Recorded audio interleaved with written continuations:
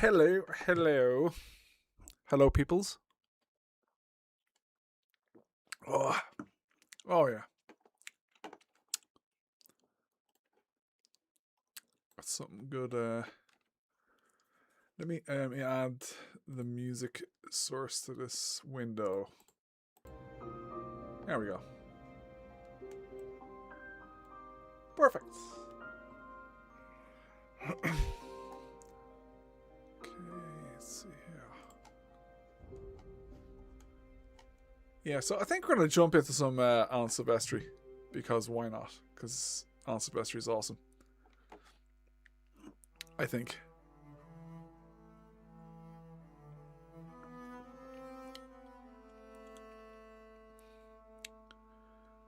Okay, let's see here. Make sure we have everything running and...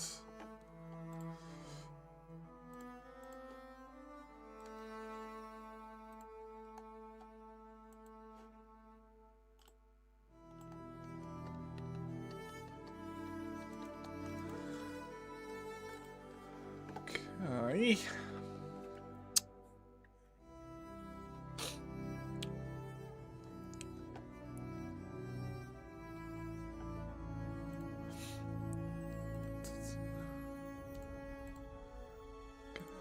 Good to go. Let's close those down.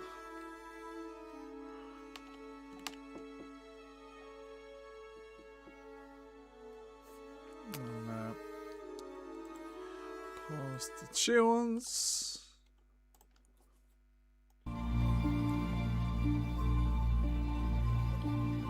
What I've come to realize after all these years is, although I'm not an actor, it's very much what I imagine it's like for an actor. You have to perform as a film composer the entire film. You have to perform every actor's role. You have to perform every special effects tracking shot. You internalize it, you see it, and it affects you in some way. And then something comes out. For me, it's music that comes out. It's conversational for me. The movie says something, it always goes first, and then I say something back. And that's really my experience of it. It's never changed. When I see a piece of film, I have an idea. And that's kind of how the experience is for me. What am I? My name is Alan Silvestri. I'm officially known as a film composer.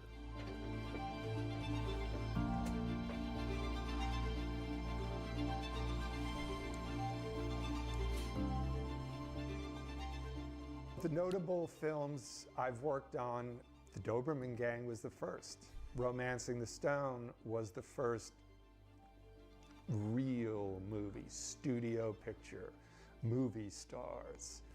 Back to the Future Back to the Future was the first movie I worked on where there was a level of financial success. And then you look at a movie like Forrest Gump, also a great score. My favorite, or one of my favorite stories about Forrest Gump was that after the film came out, we started to get these reports about, you know, there was a couple in Indiana who hadn't been to a movie theater in 55 years, but they went to see Forrest Gump. When I started to come up, composers were doing amazing things. They were in the middle of this explosion of investigation with sound and how it could doing it the OG style as well. Composing for Amazing. film. One of the places where the technology was really starting to shine was in the world of sound.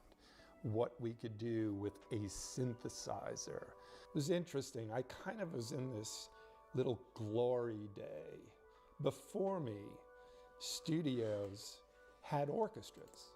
Someone like Alfred Newman, he had this orchestra, and they were there every day. If somebody wanted to hear something, or he wanted to try something, or whatever it was, he could do this like we do with a DAW, only it was 75 of the greatest living musicians. What started to happen as the technology started to advance, this idea of a digital audio workstation started to appear. All of a sudden, we're going back, that pendulum is swinging back now where, well, there is a way to let somebody hear something before we go to the soundstage. And it actually turns out there's a way for them to hear a lot of what's going to happen. What we've done is we have saved in Cubase track archives. And so what the track archive is, I can import this track archive. All of my I'd actually love to see I can what libraries he has there. I wonder. Yeah. And so what the track See if we can get a better archive shot of it. is, I can import this track archive. All of my mixer settings are preset. All of the tracks are there. Colors are all there. And the whole damage, It's got every one of damage. the damage instruments is loaded right away. So I'm going to go File, Import, Track Archive. Here are all my track archives. Here's one that says damage. So let's see. Cinematic guitars. Oh, I have them. Cinematic Studio strings. Cinematic Thunder. Wow, he's got some stuff there. Brass. Hollywood strings. Yeah. Wow. Open. Yeah. These are all 16 tracks of damage. He's working on 44 kilohertz. 44 kilohertz. Yeah. That's interesting. Instruments, all the different library entries, right? I go, okay. All the damaged tracks have come up. I'm running this in Vienna. It's loaded up all the damage instruments. Everyone's in its own track. All the outputs are pre-assigned. Here's the mixer. Everything is pre-assigned and done. You saw how long it took me to do that. It took no time. It's a good workflow. And now, Hey, Toby. every one of the damaged instruments Good to see you again. is here. Every one of them, all ready to go. Every one. And that And the tempo is like totally wrong for all those loops. They're like So this is out in contact, So good. right? And these are all the damaged libraries. But you can see all this is pre-assigned in the archive. So I do this with everything. Oh, there Here's we go. We got a little quick. Action Strike in the archive. And this is Yeah, so analog ethereal earth hybrid keys. I think they're free with Contax 8. Analog strings, don't know that one. Chris Hair guitars? Don't know, yeah. Nickel Harpass. Don't know these. Middle East Cinematic Studio strings are great. Don't have them, but I've heard good things. these are all the damaged libraries. But you can see all this is pre-assigned Awesome. in the archive. Awesome, Toby. I'm glad you like these. I do this with everything. Here's Action Strikes. So I want to use Action Strikes, right? You can see I've got all these instruments pre-built. They're ensembles, instruments, ensembles, hits, all of that. See, Action Strikes has come up here, all the instruments. So now here's all of the stuff from Action Strikes in Contact that are there for me. All of the mixer presets that I want, they're done. And here's the instrument. I want to see damage, I go back. Want to see Action Strikes. I mean, that's a pretty cool workflow. And then if I move that over, Here are the action strikes instruments, and they're all here, immediately ready to put in to a sequence. Yeah, there's definitely something to be said about having all ready to go. Having a session like that. Important what you want. 90-plus-piece orchestra, and we recorded over 200 minutes of music for Endgame in Abbey Road. 200 minutes. Magnificent group of artists. That doesn't mean that there isn't a place, an active, live place for all. It's a very different room to the Harry Gregson William room. It's like very living room situation in the house. It's great, real homely, like all of that technology. So a lot of the effecty sounds in that score are being generated and like by me. Very minimalist, like just a little 66 keyboard, another one here, maybe an 88, and no controllers around. Just real simple setup. It's great. It's right here in the room. So good. Very often there'll be certain kinds of rhythmic patterns, like very staccato strings. The Avengers theme is something that comes to mind, where we're doing this da da dum da da dum da da da da da da dum da da dum da da da da da da dum da da dum. Right? I may have done a mock-up. Yeah, I can see he's drawing all the CC messages there. It's like, oh, I wonder what can we read from this melody.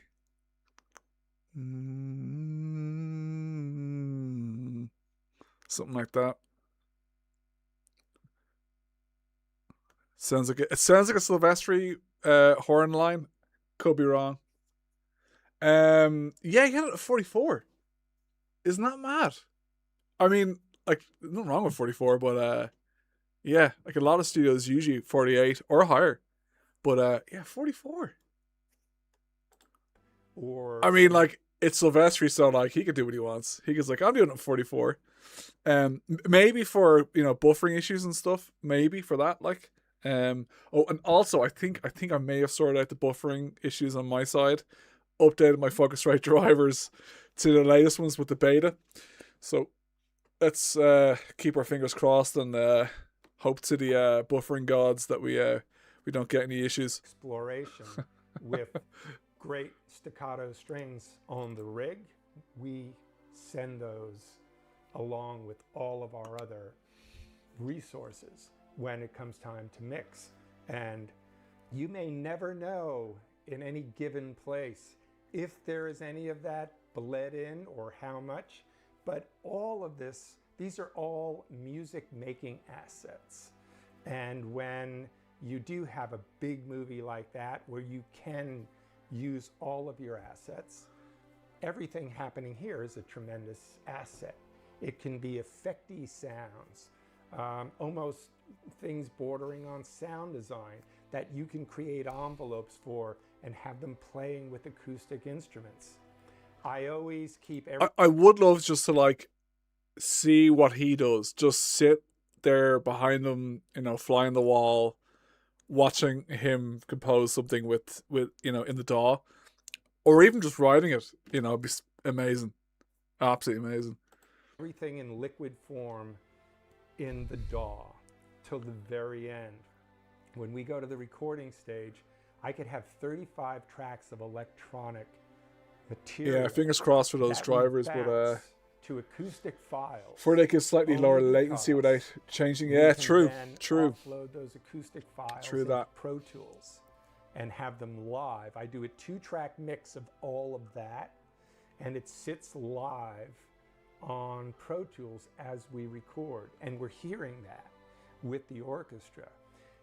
Very often there'll be drastic edits to the picture after we even record, and I'm able to then go back, take the most recent cut of the picture, reconform everything on the box, and it's now still in MIDI, in the MIDI world, and then we will do a final acoustic offload of all of those tracks, and that's what goes to our music editor, and that's what goes to the stage. And that's what goes to Dennis The Sands music in editor. mixing, because he might go, hey, you know, I love that kind of distant piano that we had in, you know, on the stage, and he'll take that track and he'll have that available to use and may add it to Dennis the piano on Sands the stage. is like a monster mixing engineer, absolute monster. And he has a course actually. I think somewhere.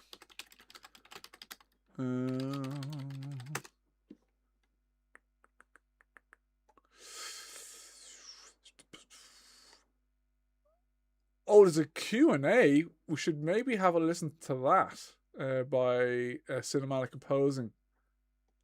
Yeah, orchestration courses. We should watch this later, actually. Maybe we'll throw that on as well. I have a list of stuff here that we can watch, but we might throw that on for a bit and see what Dennis is talking about. Dennis is amazing. Let me see. Hey, Vilwin, Shane, welcome. Thanks for joining. We are currently watching Alan Silvestri or not talking about workflow. This is all part of our toolkit, if you will, and it's all important. I mean, it must have been a pretty cool situation for these guys. These are like legendary Hollywood composers going from pen and paper, more or less pen and paper in the 80s, to like DAWs with like amazing processors, loads of RAM, loads of hard drive space, loads of samples. Yeah, I'd love to pick their brain on that one actually, and I just talk to them and just see how it changed the way they write music. I mean, obviously it does, because they're making these mock-up demos, or the final versions. They're not really doing it on paper anymore. They're doing it on or maybe they're doing it on both, but it looks like Silvestri here does it all in his DAW and then gives it to his music editors. But yeah, I think if I was sitting down with him, I'd be chatting the ear off him. You know, I think he'd probably get a bit tired of me, but like, how'd you do that? What's this? What are you doing here? I just think that he's basically just doing this for the camera. This pen and paper stuff here, I think it's because it looks cool, and it does look cool. But I don't know. Maybe he's just using it for ideas. Who knows? I don't have a lot of time in my job to make mistakes, and I've been involved with computers and sound for probably 50 years. Oh, 50 years. And I've lived through something that used to be a rather common occurrence. A company would come up with a great idea, make a really cool product, but next month the computer world would change an operating system or upgrade an operating system. Nothing would work. I've never had that happen with Native Instruments. It's been always rock solid. It's kind of funny because for me, Native Instruments hasn't been super rock solid. Now it's pretty good. They went through a rough patch. I can't whether it was Contact 7 or 6. It may have been 6.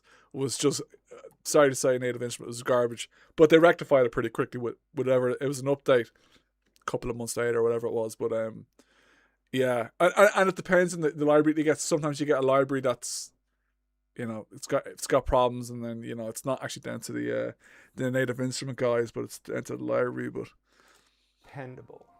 I don't know how many things I have. Be all pen and paper. Yeah, chosen that platform. It could be an advert. I'm gonna guess. It is. It's Native Instruments has chosen the Contact player. So because it's. I mean, great. What better way to advertise your software than Alan Silvestri. Alan was my first drummer in my first band at a young age of 14. Wow, he's a genius. And I forget the syncopated drum beat he made for the high school band. The man was a modest genius. Wow. If that's true, that's pretty cool. You got to take these comments with a pinch of salt, but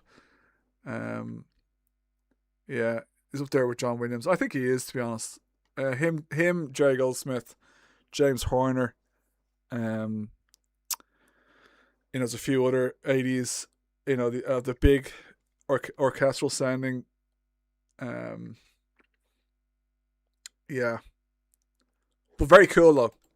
Smart stuff, and it's dependable, and it works. Yeah, I love all this. I love all this like B-roll. Like, Alan, can you press the piano there just slightly so we can slow it down and post and have a cool shot? And it's look at that, dependable, and it works.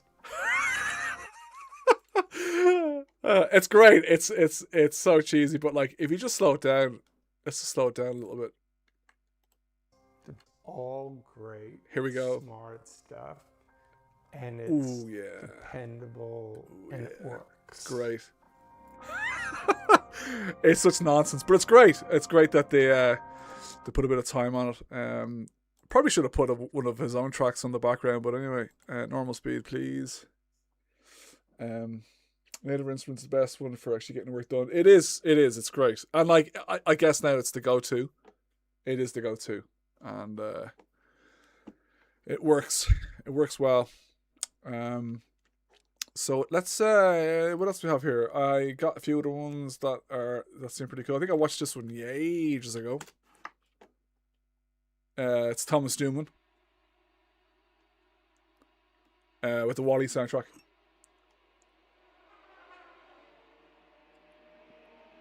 Thomas Newman as well, also like amazing composer, different kind of composer than Silvestri, but still like a really awesome minimalist. Tom Newman, just because I got along with him so well on Nemo, and what he did for that movie was huge, and he and I are just really, really connect on a creative level. I've never met another artist that really Minecraft, yeah, possibly actually. In sort of the same order that I do. I started realizing with Andrew. Yeah, for sure. Movies, I think the Minecraft soundtrack, or probably done with a lot of. We'd start working to Stage one, all the score, the standard contact library stuff. Watch the movie, which is also really good. Where the music's going to go, and often that's really decided for you because it's been temped. Temp music is a way for filmmakers to know what their movie's going to be like in the end. And temp music, oh god, it's just the worst. It's just the worst.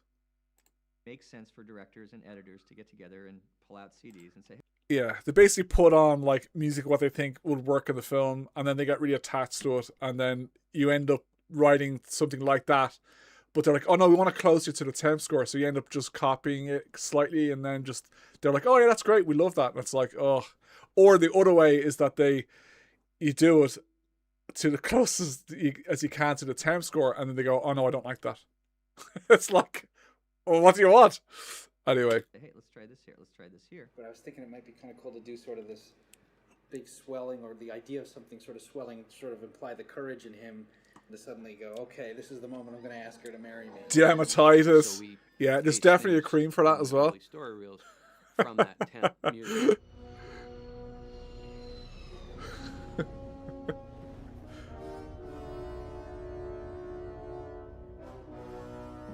Hey, Tara. The thing about animation is no worries. Thanks for joining. Tavern Talk. To do something different. We're watching Thomas Newman. A lot of times you can get a mood. Also, this scene, he's got a vertical piano. He's got a guitar and an amp, obviously for the shot, right? It's why. I mean, maybe not. Maybe this is actually the way he has his things set up. But I think the director of this documentary piece is like, can you put something in the background that just looks a bit musical? You know, I want a musical thing in the background. I want some guitars. I want a picture of Shawshank Redemption. And I think that's what's happened. I actually think this is the scene right here. But it's great though. And also Shawshank Redemption is an amazing soundtrack. Amazing. Mood and just slap it onto an image and let it sit for 2 minutes and say to a director, yeah, this isn't going to change much. But also, this lamp here looks like the Pixar lamp. You know the Pixar, that the little lamp that goes across? Huh, I wonder. It'll give you an idea. I learned in Nemo that I couldn't... Because he scores a lot of Pixar stuff, so maybe that's why. The moods and say, wasn't that great? I really had to make transitions, and a lot about writing music for animation is how music moves from one feeling to another, and how does it get from that one feeling to the other. Also, another really like simple setup in his gaff. Transitions, and a lot about writing music for animation. Like, look at that. Like, he's got a telephone, which is I don't know how long ago is this? 14 years ago. Probably doesn't have that anymore. It's probably like a smartphone with WhatsApp on it or something. But yeah, it's got like I don't know what they are. Those speakers. Maybe Genelecs. I don't think they're Genelecs though. Should we ask AI? let's see if we can ask AI to see what those speakers are. They could be Genelecs, but they don't look like Genelecs.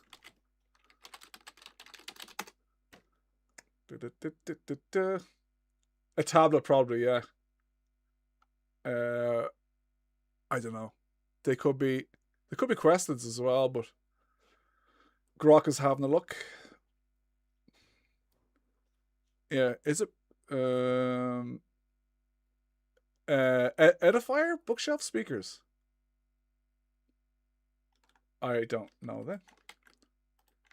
Is it them? Oh, it could be. Oh, it could be actually. Yeah. Could be. Yeah. Anyway. Is how music moves from one feeling to another, and how does it get from that one feeling to the other. Also, the man's got lovely hair, in fairness to him. He's got, for a man that's in his 50s, at the time of this. It is. You can actually fit your head in there. It's clear to me that Andrew Stanton and Tom Newman are twins that were separated at birth somehow. Their creative process is so similar. They will get incredibly specific and detailed about the score and about the story and what role the score is playing in the story and what feeling and emotion Andrew's looking for this particular scene. And it's really philosophical almost. We find ourselves a lot of time sitting around when he's played stuff that is usually 70, 80%, maybe 90% there, but there's something eluding either me in a lot of cases or him based on what I'm asking for. And we'll spend this time just talking back and forth, trying to come up with the adjective that works for him. I think that's pretty cool though, like the director's really involved. I mean, sometimes it can be a bad thing if you just don't let the composer do his thing, but depending on how good the composers are and how much they know music, it can be a good thing. So it works for me. So yeah, pros and cons. It's like it was kind of just like crazy fun when these guys broke out. It got a little serious with the cops, but then it gets like, serious when suddenly their wanted ad goes everywhere, and so you just feel like the stakes just got raised a little higher.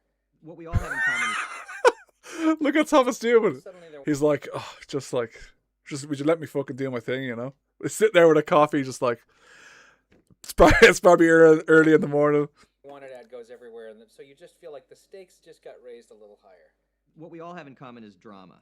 I'm not. Yeah, and they cut out the part that he said, I think you're wrong, but excited as I need to be here, I'm overly excited. You're hyping the moment, you're not hyping the moment. And if you use words like that, it's pretty easy to see, what is needed as opposed to, interpretations. I mean, I have worked with directors where you get out of a meeting and you think, I have no idea what he said or what I'm supposed to do with what he said. But Andrew's very articulate that way and opinionated.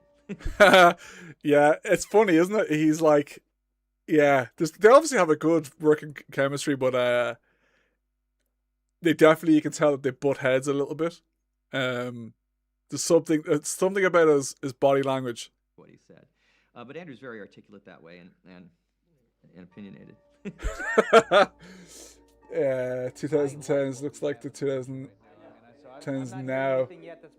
It's like looking back at the night. It really is, isn't it? Yeah, isn't that mad?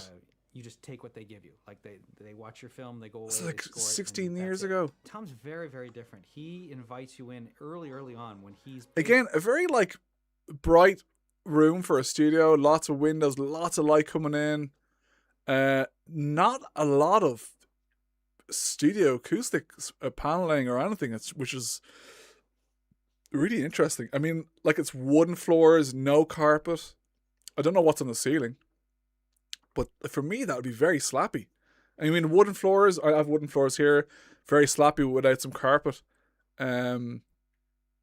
Yeah, like I know I've got a baffle up ahead. I've got some studio panels on the walls. I've got like a panel here in front of me, some behind me.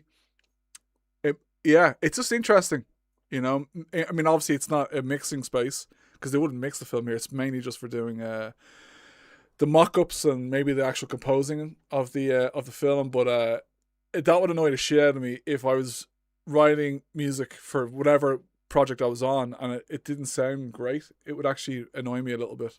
Basically the equivalent of doing. But obviously it doesn't bother him. You know, he's obviously just happy enough. Whether he has a set of cans, I don't see any headphones around, but he has his two nice speakers here. But yeah, I don't know. Again, that's a question I'd probably ask him. Like, with that, how's the acoustics in that room? Scribbles or his doodles. Yeah, who knows? In his case, he's coming up with different sounds and different feelings that he's getting through different instruments and patches and melodies. And anything that sort of piques his interest. I guess the most exciting moment of any creative process is when you're just trying anything. So a lot of times when I begin, I'll just mess around and record a lot of ideas. Yes or no to this? I want you to hear what's going to come later. Then you play them for a director, and a director says yes, no, no, no, no, mostly no's, but maybe there are 2 or 3 ideas that he says yes to, and that gives you a clue about tone and about instrumentation, about whatever it is. It gives you a clue as to what the music can be. And it literally is like having a Rorschach test. He'll play this and goes, what do you think of this? How does this make you feel? Does anything here strike you? He'll play you a bunch of things. It'll be this sort of process of elimination, of just weaning things down when you're in his studio. And you'll say, I like that, I don't like that. There's something in that. But just from a mood standpoint, you got me going, oh my God, it's serious now. And then I kind of felt like it got a little... A good director will listen. Yeah, I would like to see like the whole uncut footage of this with them actually talking and discussing, you know, the musicality of what they're just talking about. It'd be very interesting. They only give you little bits. Here's what I like about what this is doing. Here's what I wish it would do. What you don't want to hear is, nah, I don't get it. What else have you got? For such a short time that I almost feel like it's wasted. Could you come in earlier with that? And then you just start grabbing on. You say, well, if this is that here musically, could this be here? And it's like the light, it just begins to illuminate slowly. You know, I may disagree with that. I mean, if I'm going da da dee ba dee da da bum bum. If it transitions like that, I guess it just kind of jumps in right now in the demo. That's just the way that all the I'm synths are reacting working. to is that it that feels it doesn't look like a jarred Exactly. something. No, as long as that adjusts, then I'm fine. I believe in that. All right, I believe in you. I think the joy of Just let the man do his work. He knows what's going on. Tommy knows what's going on. being musical translates. So the more fun I can have, I think, the better off I think the music ends up being. The minute I try to work at it and be the great composer, I'm typically the worst. To create isn't that a thing for most people? Like, listen to what he said there. Being musical translates. So the more fun I can have, I think, the better off I think the music ends up being. The minute I try to work at it and be the great composer, I'm typically the worst. Yeah, I can totally relate to that. It's when I really am trying to do something and it's just not working out. But if I'm having fun with it, it's relaxing. I'm just like, yeah, the creative juice is the inflow. Sound, which is that sound that you're like, what is that? What instrument is he playing? How did he get that? It's because he actually takes a lot of time and does a lot of prelays, which is going into a studio and kind of works out some of the specifics of the score that he wants and experiments with different instruments and different Again, this is another case of, yeah, Thomas, can you push that fader up there on the board? I think it looks great. Looks great for this shot. Works out some of the specifics of the score Yes. that he wants and experiments. Ooh, look at that. With different instruments. Beautiful. And different orchestrations. Beautiful. Great shot.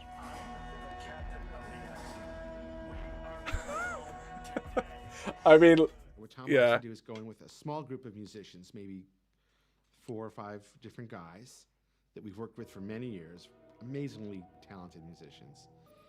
And we'll play very nascent Your ideas. man's wearing an Iron Maiden t-shirt. Yes. Hold on a second. And for many years, amazing. That's not Frankenballi, is it? Is that Frankenballi? No, there's no way. If that's Frankenballi, I swear.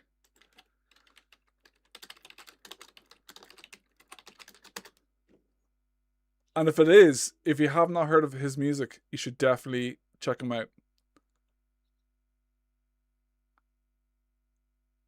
I think it is. Well, Grok says it looks like him. It's a 2010, so it could be. That's hilarious.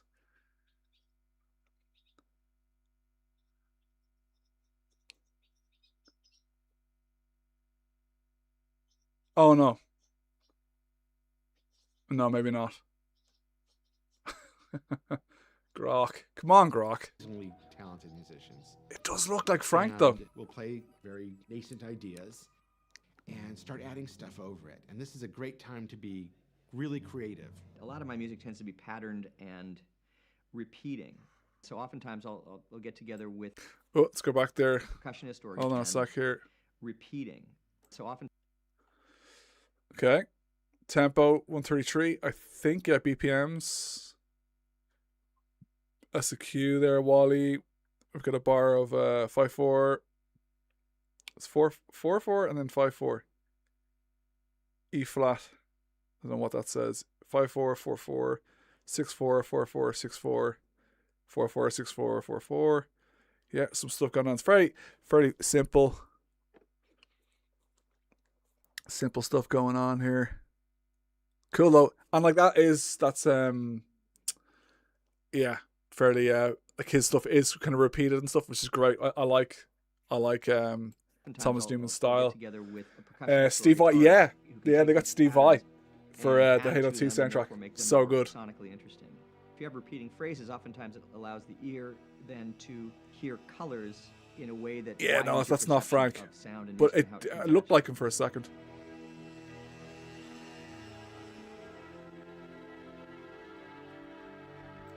So you can tell that they've done the string recording, and now they're adding on this extra layers of like ethnic instruments, which is pretty cool. Fairly simple, yeah. I suppose.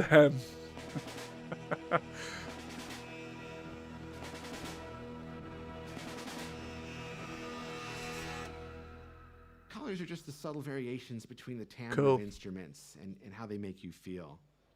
That's pretty cool. I guess what I like about that part of the process Timbre or timber? Which one? Potato. is you can only improve what's there. Then you look at it next to the image and you know it works. You say, that's too complex a sound. It takes my attention away from dialogue or from this bit of action, but I do like it there. So let's now start at measure 33 as opposed to measure 31, and you make progress. We are going home today. Well, maybe we're done. Maybe we move on. I find a lot of his music to be ambiguous in a great way. It's a great film, though. What a great film, and the It's score doing is two great as things well. At once. It's being very compassionate while being deeply sad at the same time. Yeah, it does. It's especially the really like intricate sheet music. It's like woo. Even for me, sometimes if I look at something that's really intricate, I'm like, oh yeah, that's a tricky one to read. Plays back either in the same instance. But Guitar between. Tab, yeah, it's just outstanding. It's the Tom Newman that you're hoping you're going to get. You finally end up on the scoring stage in front of a Oh, 70-piece it's so orchestra. And the that's Sony scoring stage. I think the Newman scoring stage, beautiful. stage in front of a 70-piece orchestra, and that's really the most exciting part of the job, I think, because you're hearing the full-bodied, beautiful cues and themes realized for the first time, and it really can send a chill down your spine.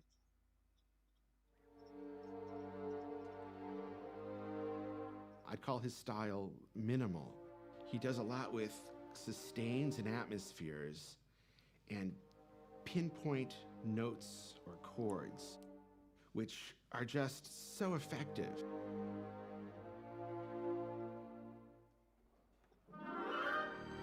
Yeah, I do love his string writing though.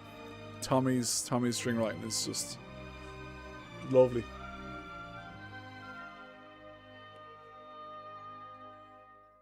when you get to the scoring stage, you hope that now you're simply executing the ideas that you've had in an environment here at the studio with the director. And oftentimes it is, and oftentimes it isn't, and it just depends. It's another opportunity for the director to listen again and to react. That works great, Tom. And I think that Tom's that works way great, of doing Tom. music, I'd never heard anything close to that sound on an animated piece. I'm shocked. It's paid off. I think, you know, orchestral music's always going to be around for the bigger films. I don't think it's ever not going to be around. But you know, there's a lot of composers using sample libraries and layering them to get like a bigger sound, because people love the bigger sound. But I don't think it's ever going to go away. I don't think so. People love, like, if you go to, I don't know if you've been to orchestral, like, you know, like a Holst or Beethoven or any kind of symphonic live gig. It's amazing. It's an amazing feeling, and yeah, I don't think it's ever going to go away. Bigger than I ever expected. I mean, I always have high expectations, but it's exceeded that. Yeah, that was a nice one. I mean, it's a little a lot of these videos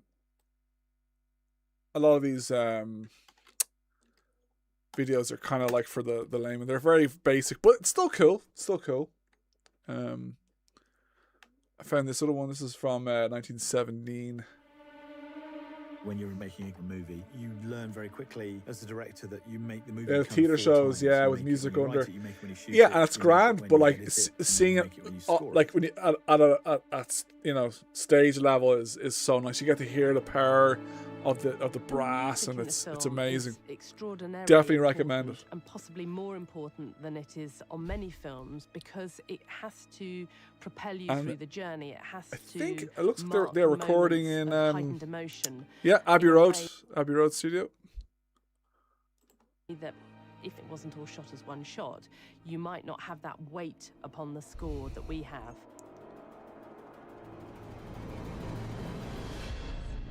On a normal movie, I don't have to answer the question, well, what's the rhythm of this scene? On this movie, the rhythm has to be determined on the day. And when you put that kind of thing in the hands of someone as skilled as Tommy Newman, it's very moving. So this is a great movie, and there's a lot of music. Working for Sam has been great over the last 20 years. He has great leadership. He has great ideas. But again, they've got like Sam Mendes and Tommy Newman have a great chemistry. They've got a great partnership with kind of like a Spielberg and Williams type of chemistry, and they obviously just like they know exactly what they want from each other. Working on this was different than any other project I'd worked on. Okay, so we like that. We've been able to involve Tom earlier in the process than we Also a normally great would. film. As we were 1970. actually filming, Amazing. we could use Tom's music, which was fantastic, of course. So it's not as though we finished the film, sent it to him, and then he sends the music back. It's a very organic process where he's working as the film is being created.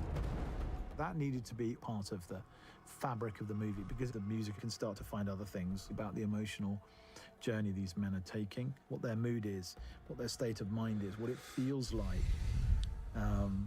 to live in that environment.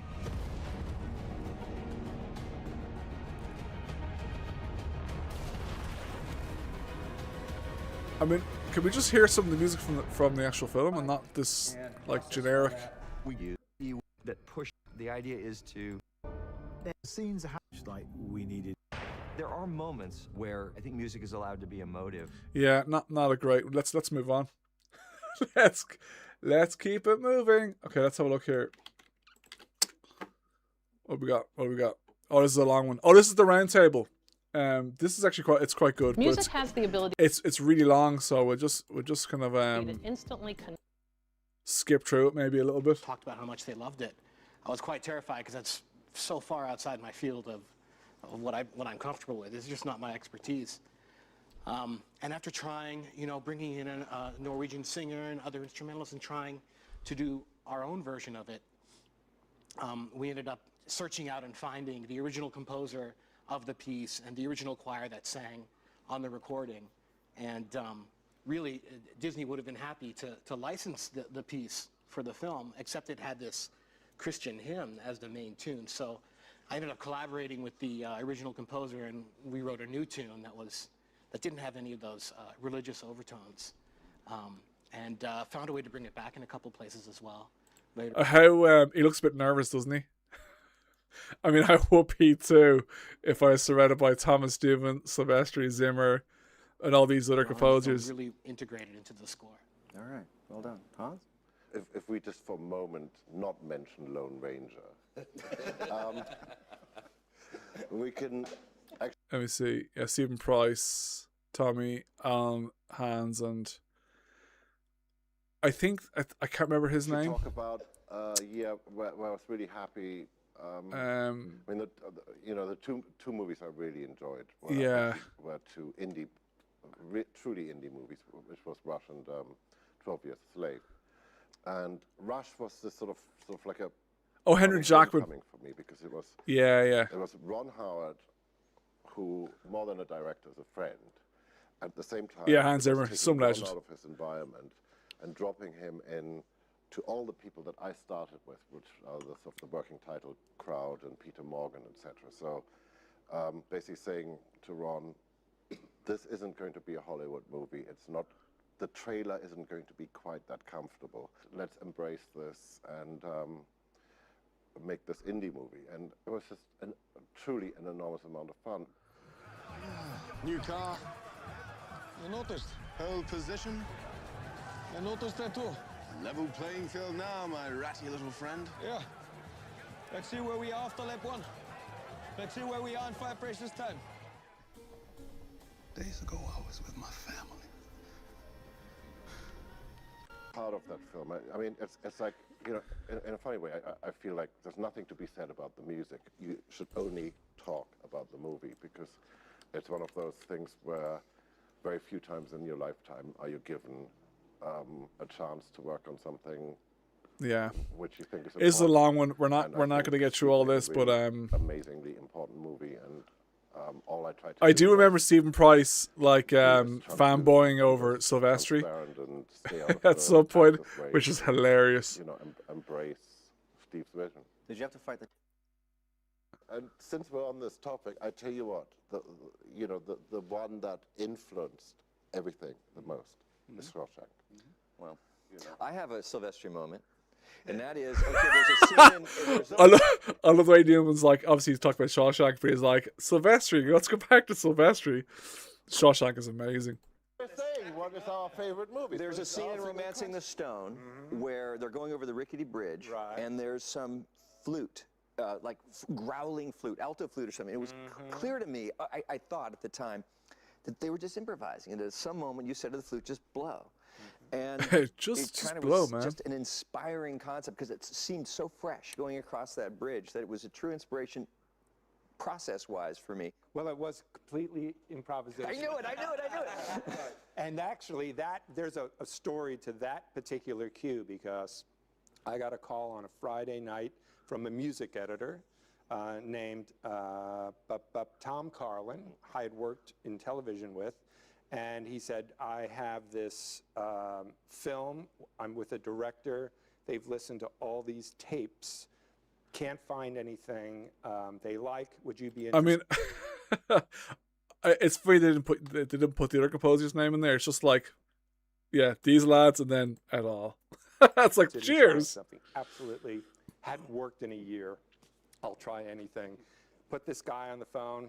Hi, my name is Bob. I have this film. There's this scene where this guy and this girl running through the jungle.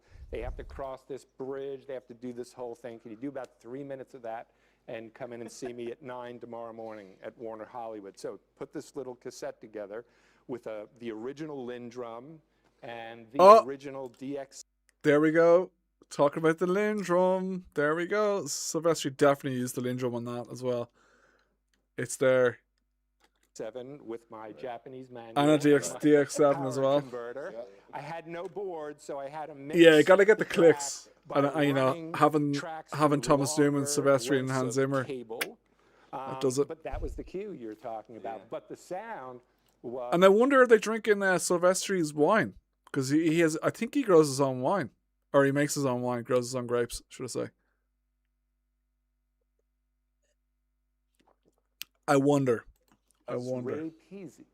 Oh, really? Yeah, Lindrum. There you go. There you go. Yes, he did all. It's a classic doubler. Right. He did these incredibly, wonderfully strange. And I'm pretty sure the Avenger theme has, or maybe it's not the Lindrum, but it's definitely like it influenced by the sound of the Lindrum, I think.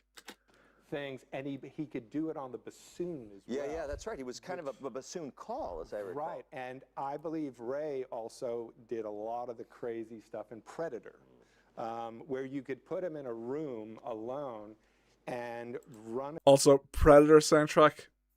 Wow, Predator soundtrack. Unbelievable.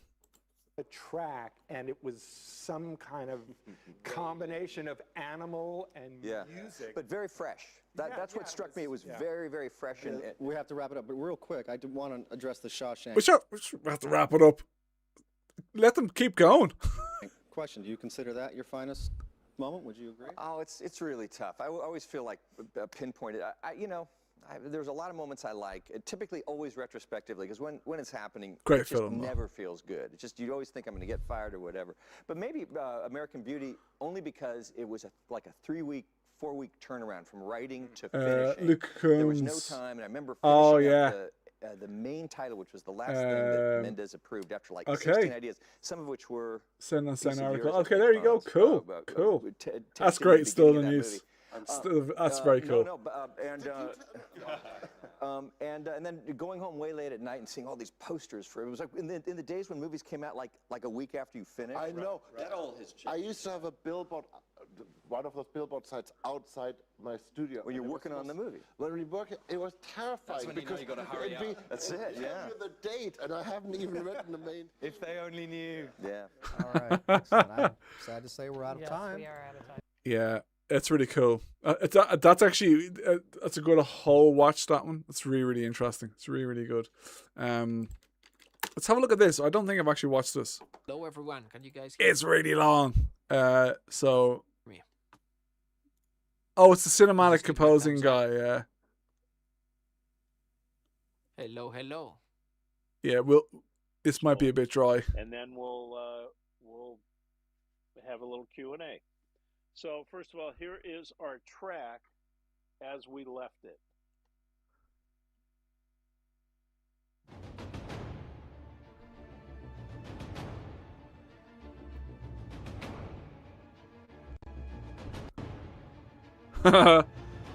Buffery.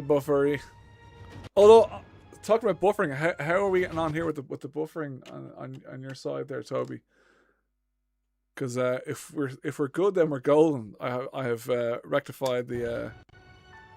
Yeah, let's maybe not. We won't watch this one because there's something else there though that might be good to watch. Yeah, the Rick Beato one's really good.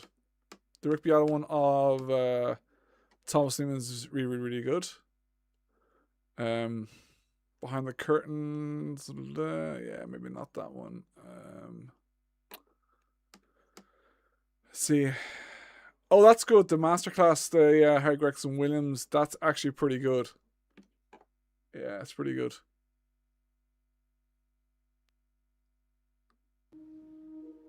I went to a French hall, and I wrote a little phrase that I was surprised myself. I wrote it, I played it, I thought, oh God, this is high. Oh, so this is the Alien or Prometheus soundtrack, and he wrote that French horn line. It's really high, quite high for a French horn, and he wasn't sure that his French horn player could play it, and apparently he could play it. I rang the lead horn player in London who would be playing it on the Friday. I said, look, no buffering issues, audio's fine, but I think it made the buffering noises when you played Project. Yeah, okay, that's interesting. I'll definitely keep an eye on it because and I did a test. I did like a test like yesterday on an unlisted stream, and I got no issues. But that video we just watched had issues on it, so that wasn't us. So I think we're good. Yeah. Okay. Fine. So this is what I came up with. I'm going to show you the PDF, I think. Here, there's the melody there, I think. Yeah. That's a horn. I can't tell. It looks like it's.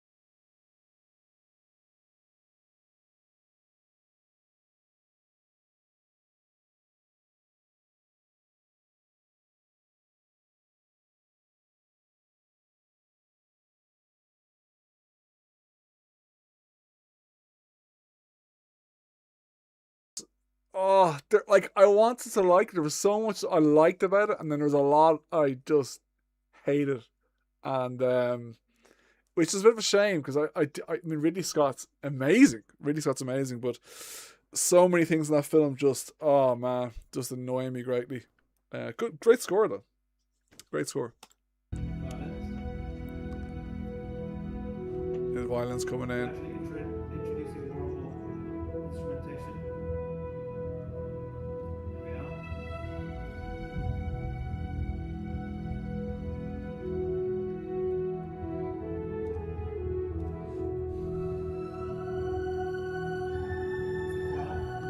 And it's basically that this whole thing is just a pedal over one note. It's just one note, pedal, boom, and then just, notes over.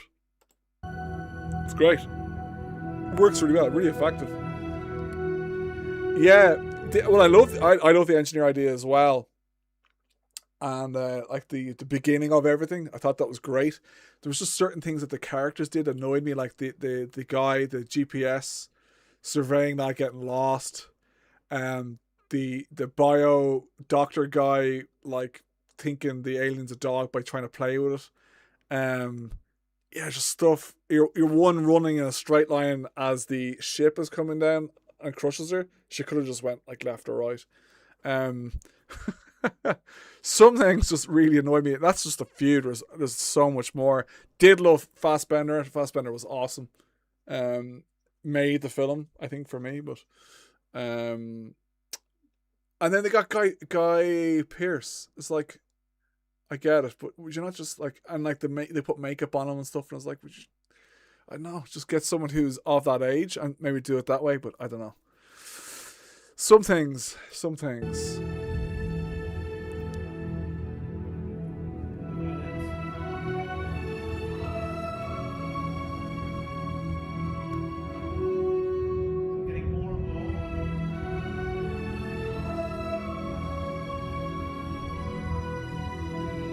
It's still like this is all like over one chord. Let's load up Contact here. Let's get up off my chair a little bit as well. C. Boom. I'm guessing it's G. Oh no, way off. Boom boom. It's E. Oh, I still have my my Chiptunes album open. Let's just close Chiptunes for a second. Major third. No. Second.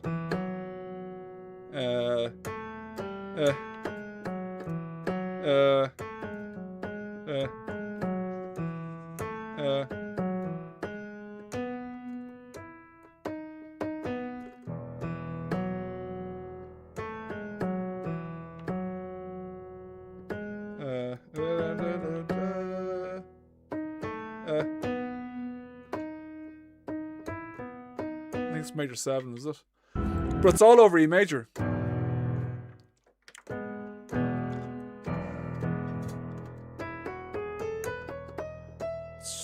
It's great. It's really effective though. Changes slightly there.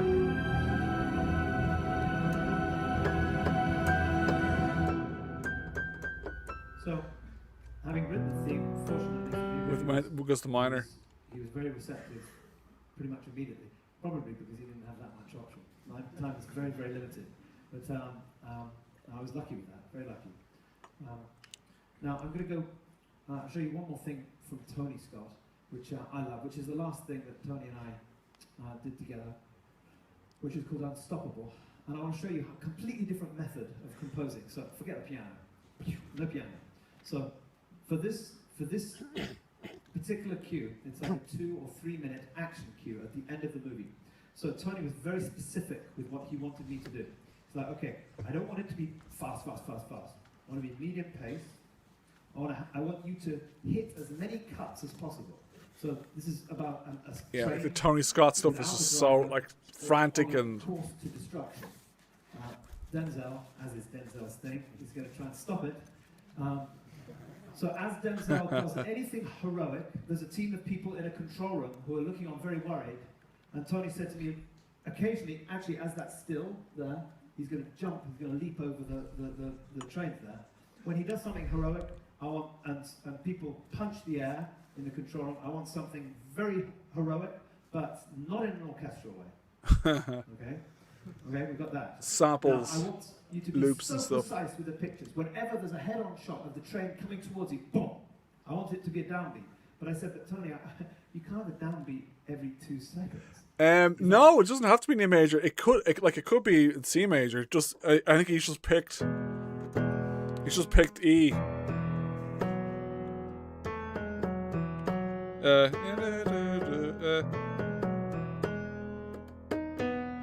He's just picked E major for whatever reason. You could do it in C.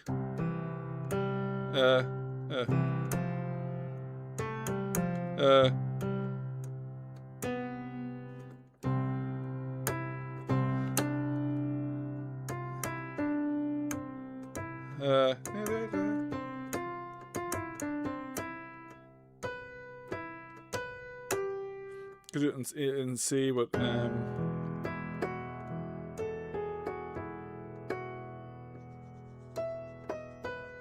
so he's just picked E major for whatever reason. He just liked that key for it.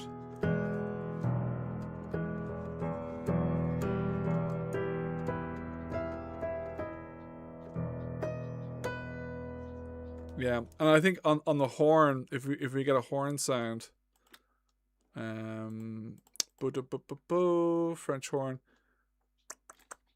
French horn, solo. I think I like change the pitch. Yeah, it does. Like different keys definitely have a different vibe. Yeah, for sure.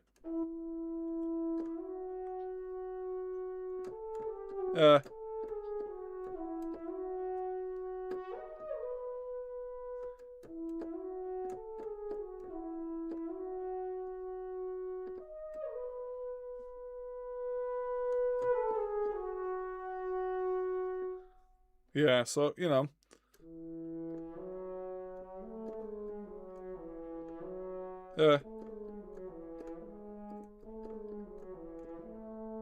Is it? Or...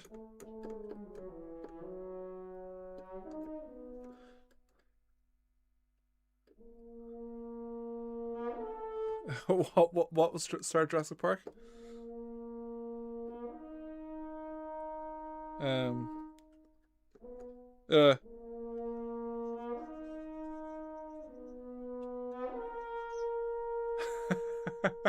Something like that, I think.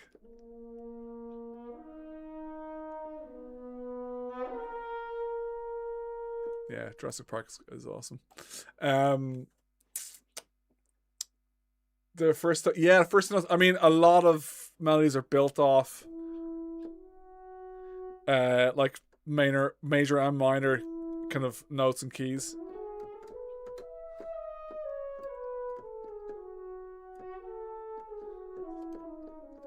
or different modes. But you usually get intervals are important as well.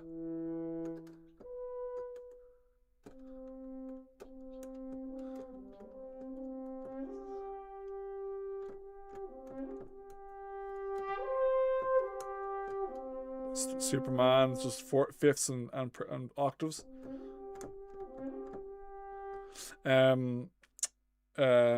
Like Back to the Future.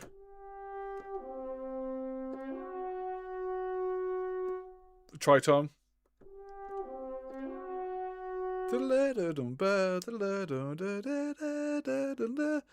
And yeah, just built off little ideas, motifs, leitmotifs, as they're called. Please don't say can't. Okay. Okay. No such thing as can't. All right. So what I'm getting is a picture here, a picture of what I'm going to need. And I always think it must be like loading the guns before a battle. I need the artillery. I need the tools to be able to score a thing like this. And it's not going to help me. The piano's not going to help me. This is not my friend on this one. So where the hell do I go? So I go to samplers. So what I did was I constructed 7 or 8 elements of music. I chose my BPM, which you could probably see somewhere. Probably 150? 90 something, not very fast. Oh, 90, wow.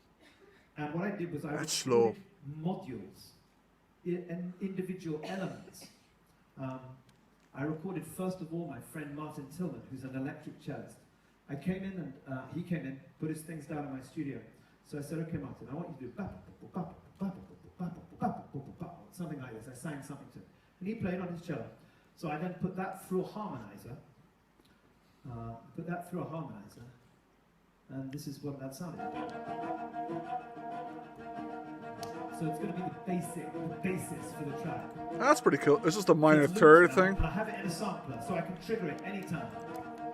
I can keep my finger on there and stay there. So I want to create tension. Every time with Tony, there's always tension. That's cool. Tension in a very basic form might be 2 notes scrunched Let's have a look together. here. Wow. So I want to trigger it anytime.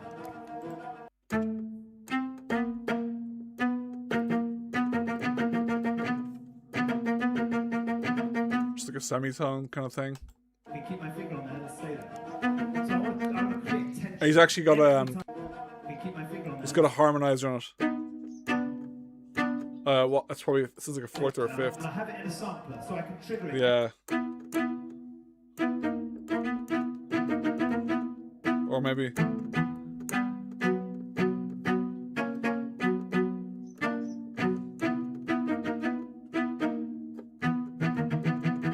Yeah, it's a 5th. Basically that. Anytime.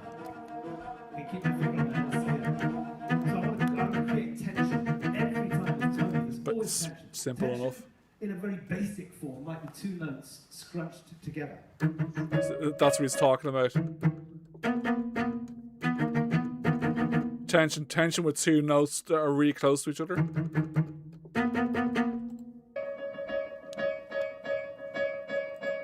That's not a semitone, he's playing like a second.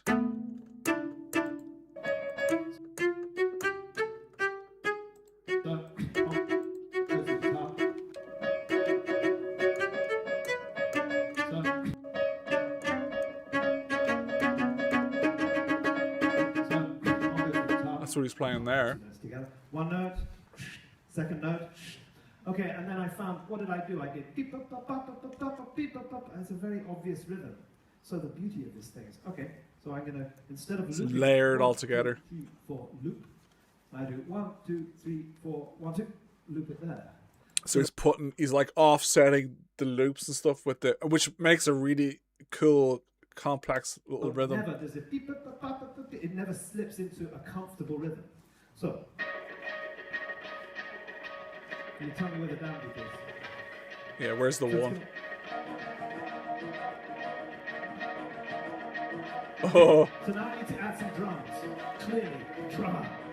There's an orchestral cover. It turns out we'll have theory. Okay. This is good. So Yeah, I mean, sometimes if a good riff's a good riff. There's going to be some breakdowns. comes. There's going to be some dialogue. Cool. So now what I need is some accents. He said, when the driver of the train does this, or when Denzel does that, or there's some action, a small action. I want to feel push the audience, Harry. So what did I come up with here? And these are synth sounds that I pre-recorded, made them perfect with delays and reverbs, and then put them into my sampler.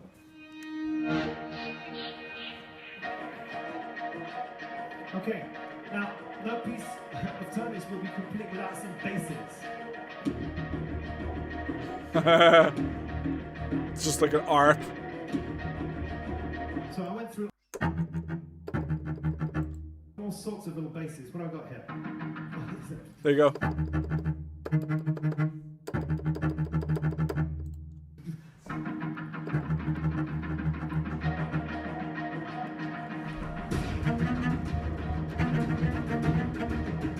Okay, great. What else do I need? I know that if I've got to hit various cuts, I'm going to need to divide the beat. I'm going to have to, because it's not going to comfortably rest on a downbeat, is it? He wants me to hit the cut as the train comes here, as the pipes fall off. He wants me to hit all these things. So I'm going to need some hits. So what I did was recorded a bunch of guitars, electric guitars, and basses. And they would be That's pretty cool. hits. Put some little reverbs, delays. It's all perfect. It's in my, and it's quite random as well. I don't know when it's going to happen. That's the beauty of it. Okay, great. So, tension. Just throws them in Literally, wherever. When tension rises, hey, the music should rise. How about that? And actually, it sounds a little bit strange to say that, but in essence, something that rises does. I mean, I think that's where the saying comes of rising tension. It does. There's something about it. So again, I phoned my friend Martin Tillman. I said, look, you don't have to come and make this noise in my studio. You could do it in your own studio, and there's no music to it. I want you to start here. He's rise talking about the with 2 or 3 glissando. different notes. But I don't want it to end. Keep rising. I don't know what happens when you go off the end of the instrument. I don't want you work out how to do that. So. And it's a great effect. Okay, one more bass, which is I can never resist a kind of animal sounding thing, which I'd always seen this trailer. He's so energetic and excited about it, which is like, it's awesome. I love that. Kind of animal. I called it the hippo bass for these reasons. So the left bit.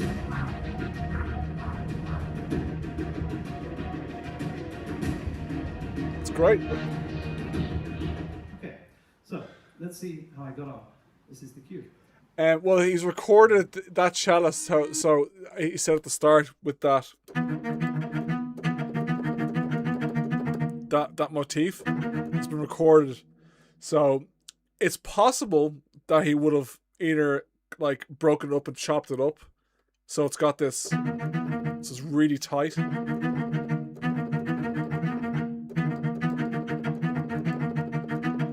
know, and then he's chopped it up and then it's looped back. So it's probably like a perfect loop, is my guess. Some of the dialogue is a bit distorted, but we'll put it in there and see what happens. Those hits are cool though. And like anytime I watch a film, I'd be doing this in my brain. I'd be like, oh, okay, that's what he's doing with the shadows there, and that's what that rhythm's doing. I just can't help myself when I'm watching the film. Yeah, and like those hits are probably not even tied to the grid. They're probably just like whenever that scene happens, boom, boom. Oh no, let's go back. Some of the dialogue is a bit distorted. Where are we? Here he goes. Oh yeah, it's a very like they're called hit points where they make certain musical element happen that matches what's happening on screen. Here he goes. Yeah, it's a little like kind of cartoonish a little bit. It's very I mean, for me, I think it's a little exaggerated, like having the music do with what the hand is doing, but it's obviously it's if you know, if the director likes it. Wait for it. I bet that Mrs. hates it. Probably, yeah. That's if he's in like a controlled room, wouldn't be as bad. Rising. He's got the glissando there. Yeah. The glissandos are really cool. Okay, we're going to do something heroic now. Try it. Here we go. Let's try it.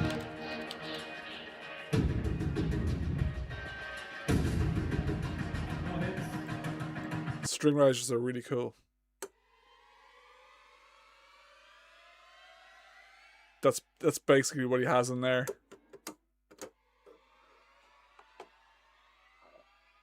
Very cool. I use them sometimes.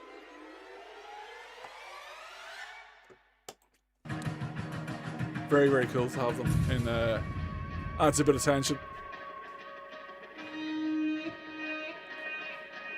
And like Harry he's so good with delays and like adding space in the music, and just it adds so much tension. It's great.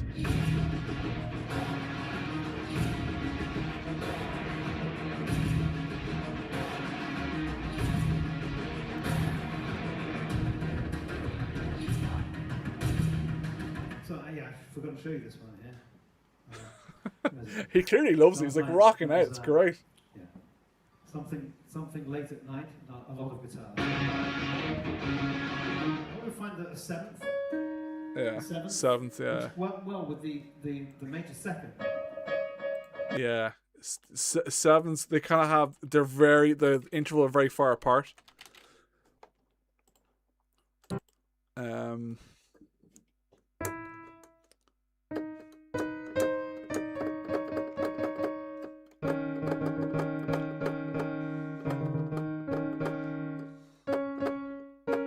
So he's doing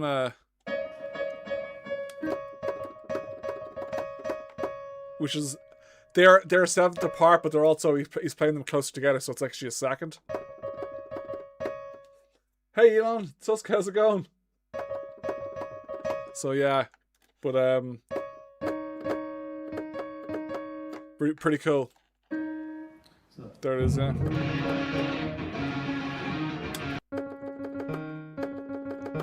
It's kind of groovy actually. It's fun in the hands on the screen. It could be cheesy, some music for people watching a movie. Might even not. Well, that's the thing. Most people won't.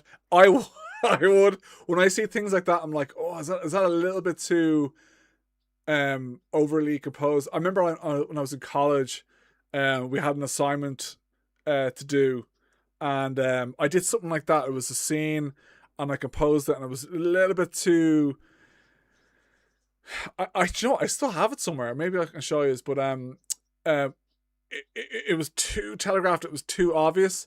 And it was a little like, I think I got deducted points for it. I was like, oh, it's too like a cartoonish, where it's like the music is doing too much what the visuals are doing. I mean, look, if Harry's doing it, that's good enough for me. But yeah, 2 on the nose. Exactly, 2 on the nose. But it's a cool, like this action cue that he has here that he's shown is really like simple, super simple. And then he has and that's basically the riff, and then he has all this, and then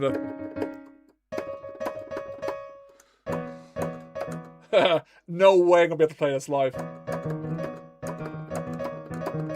Something like that, but it's all lots of loops, lots of lots of production. That's why I love his music, because he kind of cares about the production side of it, the actual producing side of it, delays and reverbs, and like his music sounds amazing, absolutely amazing.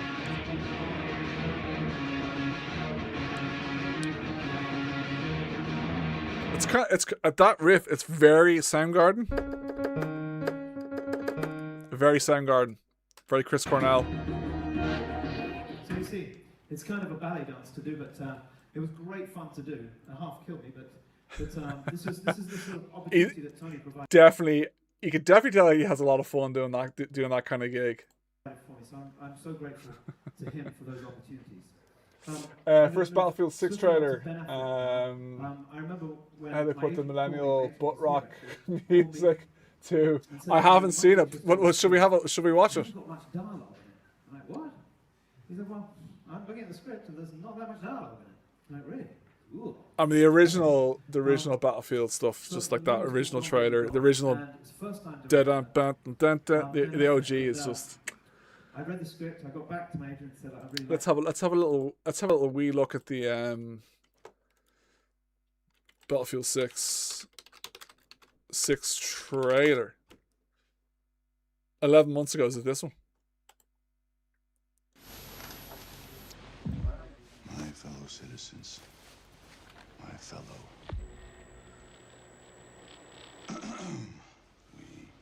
We will prevail. I'm guessing it's this one. We're ready, Mr. President. My fellow citizens, today represents a dark day in our history. With this monstrous, unprovoked attack. There's your string riser right there. Provoked attack. No country is safe from their reach. For all those serving on our behalf, our prayers go with you. Project Reality. Mercenaries who are watching now. I have a message. One song in particular. Into it. Yeah, Into it. It's yeah, over. I wrote that one. I do.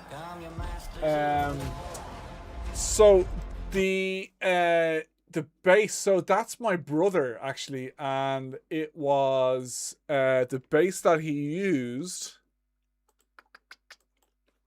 and he still has it.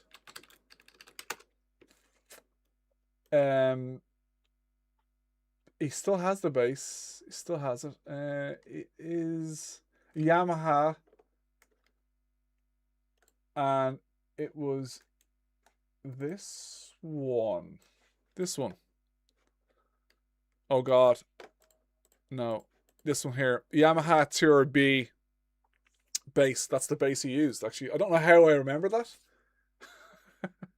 I have no idea, but yeah. So that was the one he used. Hold on, where are we? I gotta get back on the right screen here so I can chat to you guys. One sec. Where are we? Here we are. Yeah. But yeah, that was the bass he used, a Yamaha Tour B, and I had a. Did I have a bass part written in? Let me see.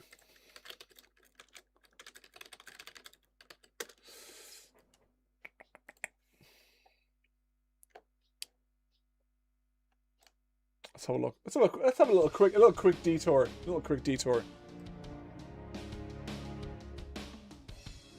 I really need to get these remasters out.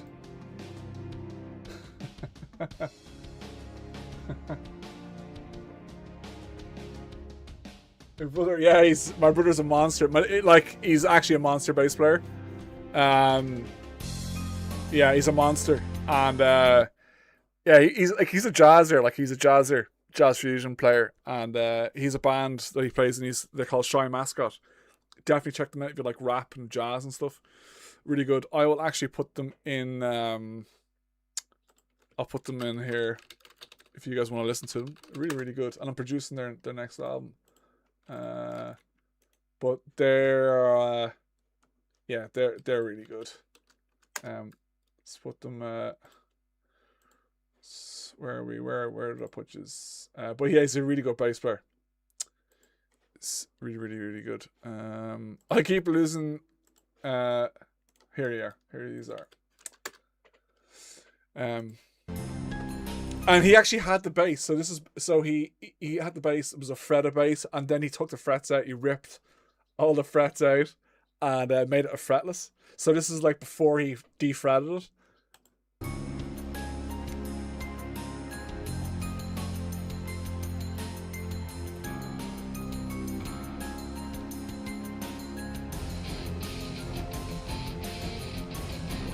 Also, I think I play guitar in this, and it's just not my best guitar playing. It's okay. It's possible.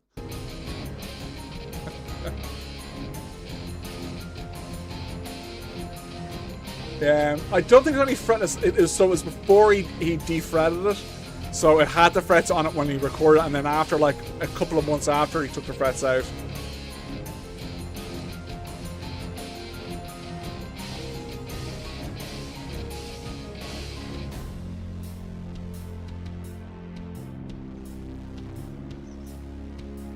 But yeah. All the synths. Wow. At least I think that's actually him on bass. Or is it? Do you know what? I'm pretty sure it is, and he kept it simple. He's on Company. He's on that one, and he's on Company of Heroes for sure. I definitely put distortion on it.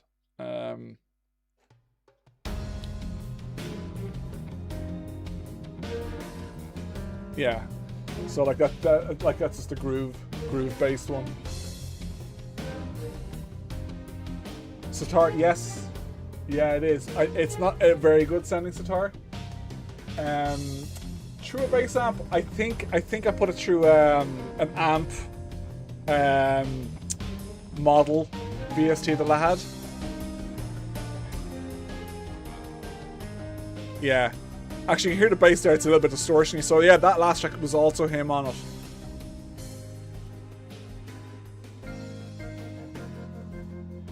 Yeah. Like bass solo that had like some like flange and chorus and some stuff on it. And he's playing it with like harmonics. He's kind of like plucking the string but also pinching it, so he's getting that kind of pinch harmonic sound.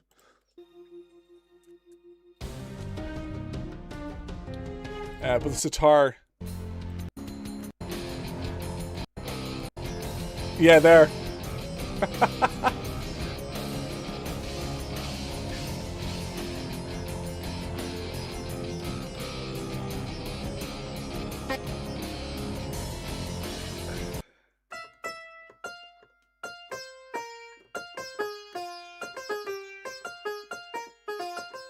I can't even remember the...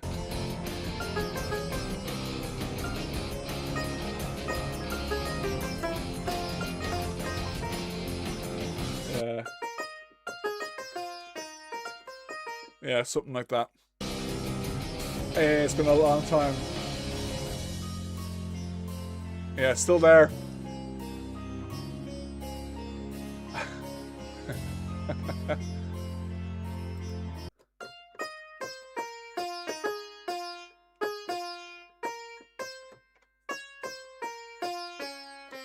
Yeah. I don't know why there's a sitar in this song. I couldn't tell you. But yeah. It might be the Battlefield 6 game. Let's just have a listen to the... Hopefully we won't get this one. Well, yeah, we should be okay if there's no audio here.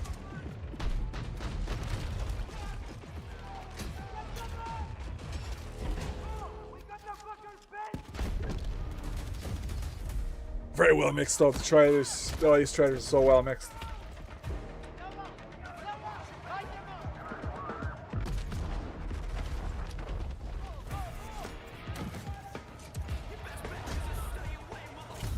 Oh, it's Limp Bizkit. Yeah, Limp Bizkit, I think.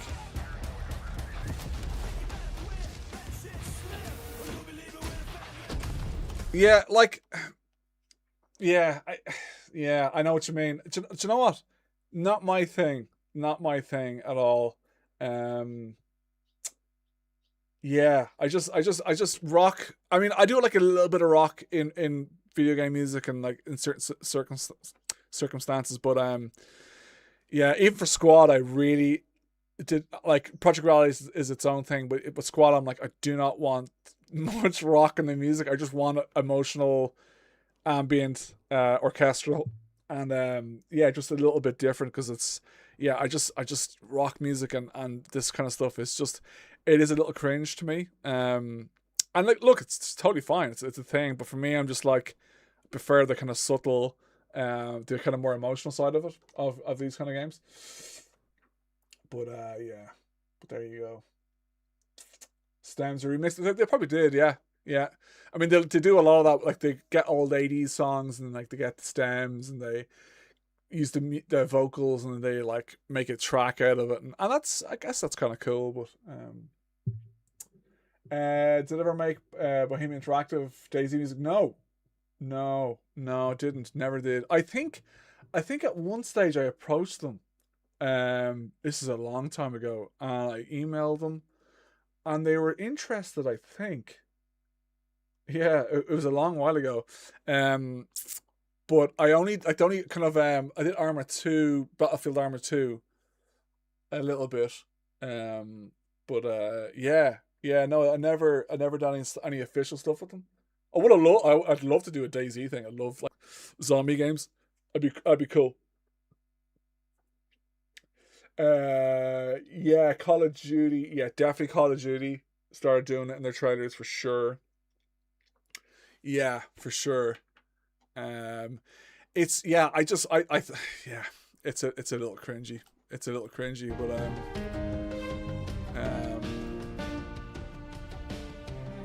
yeah, it's just 2015. No, when were these? 2010. That's 16 years ago.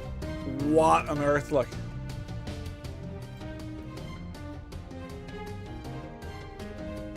Oh yeah, home, yeah.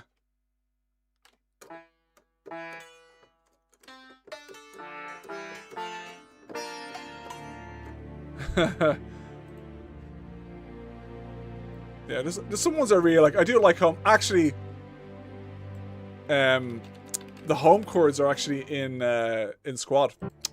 In the Ukrainian faction music, like just in there, the chords are just in there, and home translated into Ukrainian as well, so it's like a two little reference thing there. Those chords.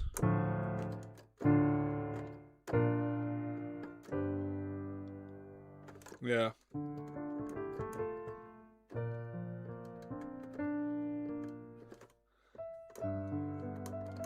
It's like yeah, but there you go.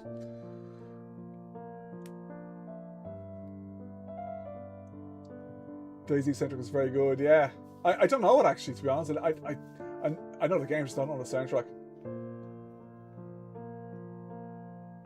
Make some serious tunes together. Yeah, maybe. I mean, that'd be cool.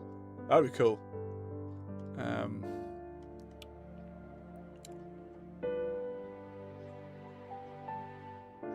Peter in the Squad. Yeah, it's like there's little hints there every so often. I definitely try to throw them in when I can. I'm like, oh, will I put some of this in there, and some sense I've used before, and expendable assets, yeah, expendable assets, yeah, which is a quote from Predator.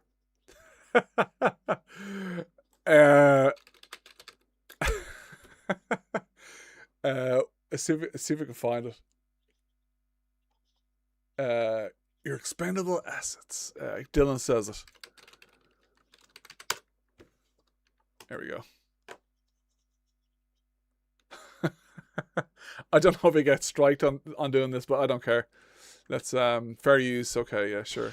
I think this is what you're looking for. You sell it's all bullshit. All of it. The cabinet minister, the whole business. Got us in here to do your dirty work.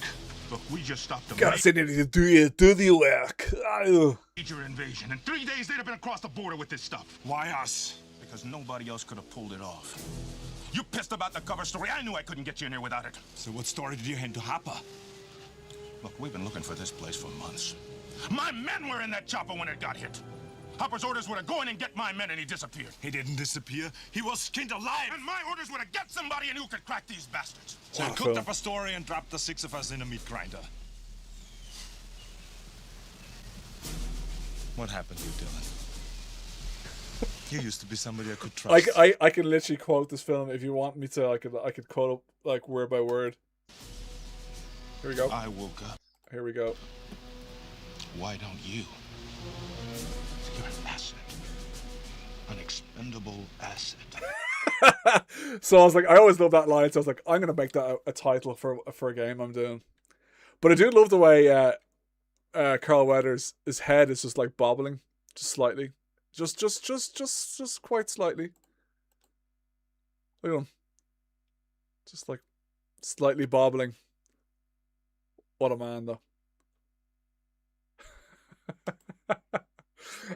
Anyway, that's really quite a story there for that one. But the meat grinder.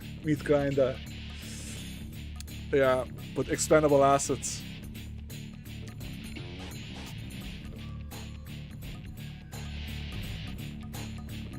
Yeah, my brother's on bass on this one as well.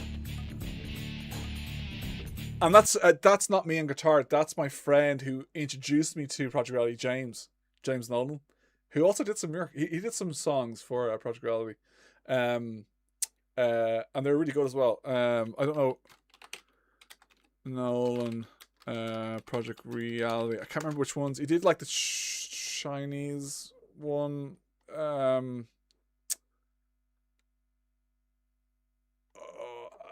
I think it was one of the Chinese teams. I can't remember. I'd have to ask him. But yeah, I think that's he's a really good guitarist. Oh, there we go. I got a warning. Heads up, you detected a video in your stream that belongs to someone else. Yeah, that's fair enough. Well, there you go. It was probably that. It's probably that. Okay. Well, there you go.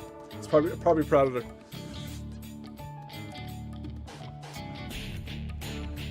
Yeah, well, that's definitely him on guitar. Let's see what YouTube's saying here. Contact ID, yeah, it's probably Predator. How they got it up there is interesting. Maybe it's on their stream, but we can cut it out.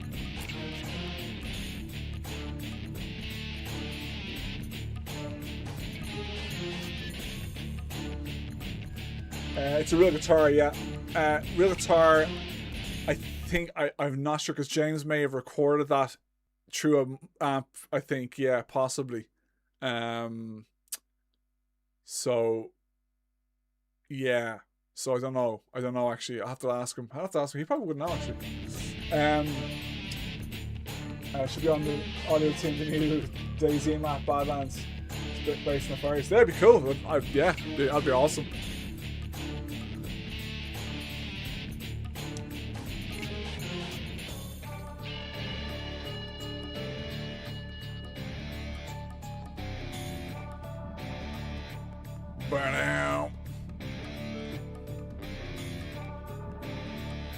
Yeah, I think that's me on a guitar. I think the is, or the little the tremolo guitar. I think that's probably me. Line 6 amp. It does. It reeks of a line 6, doesn't it? Yeah, and I think he did have a line 6 actually. Yeah.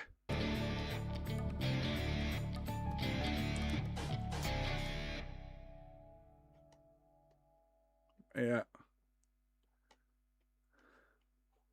But yeah. But anyway, I don't know what we were talking about before. What were we doing? We were looking at Harry Gregson Williams. I mean, we've got about 20 minutes left, so we could talk about Skyrim. I did put out a short. Just to see, just like for a bit of fun, and so I might have to cut that bit out of the trailer. So I put up a short, and I put it on Instagram and TikTok, just to see, and it's basically I just played a bit of Skyrim, recorded the gameplay, and I just put one of the tracks that I had written last year on my Emerald Prophecy, just to see what it'd be like to put them together, to see what kind of vibe it is, and yeah, I kind of did this. So let's have a look here.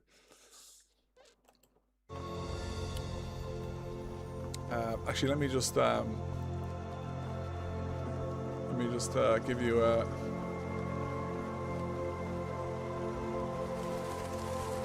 Can we? Yeah.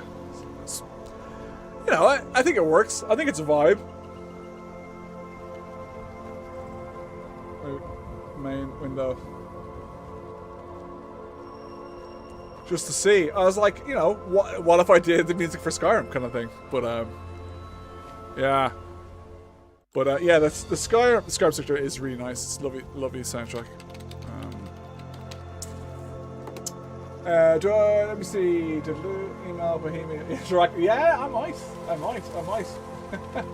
I mean, I'm very busy. I mean, I don't know if I'd have time to do it, but yeah, it's cool.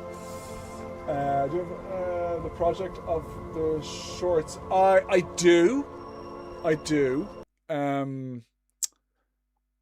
actually, and I'd have to load them up. So let me see. Actually, let me just have a look here. Let's whether we can play this Skyrim soundtrack. We'll see if we get any issues with it. But let's put on the Streets of Right one, because I think we were talking about that one the last time around, because it is very nice. Your subscriptions for is it the person who did vocals for Squad? Yes, it is, and she's amazing, absolutely amazing artist, lovely person, lovely singer, just like an awesome person all around. And yeah, she sang on Lost Squad. She did some stuff on, I think maybe on another track, but yeah, she's so good. Okay, where in the world do I have this Land of the Ever Young?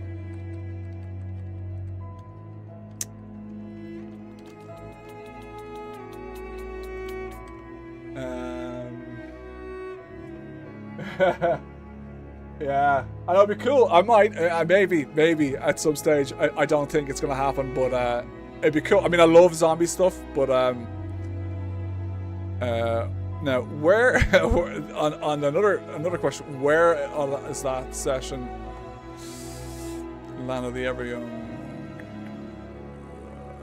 I mean, it could be something we could do next time. That's the other thing, right? We could do that next time. Oh yeah, maybe I have it here.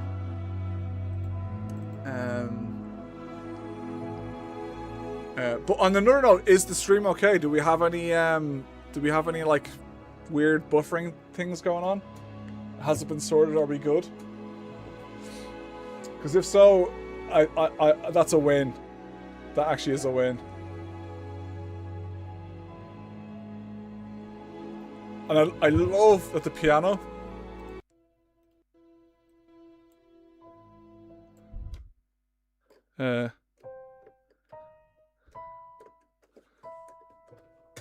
It's just so simple. It's just fifths. Oh, it's 432. Hear it wobble.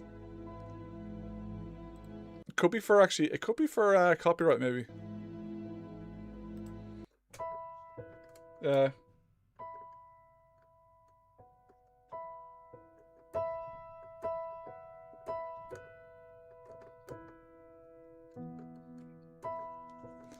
Yeah. No buffering things. Awesome. That's great. So it's been sorted. Thank the buffering gods for that. Subscription. No, it's not a subscription. She's actually a real person. But like, how awesome would it be to have her as a library? Like, she probably would do it as well. I'd have to pay her generously. But a Pharrell contact library, and she would probably be up for it. I must ask her.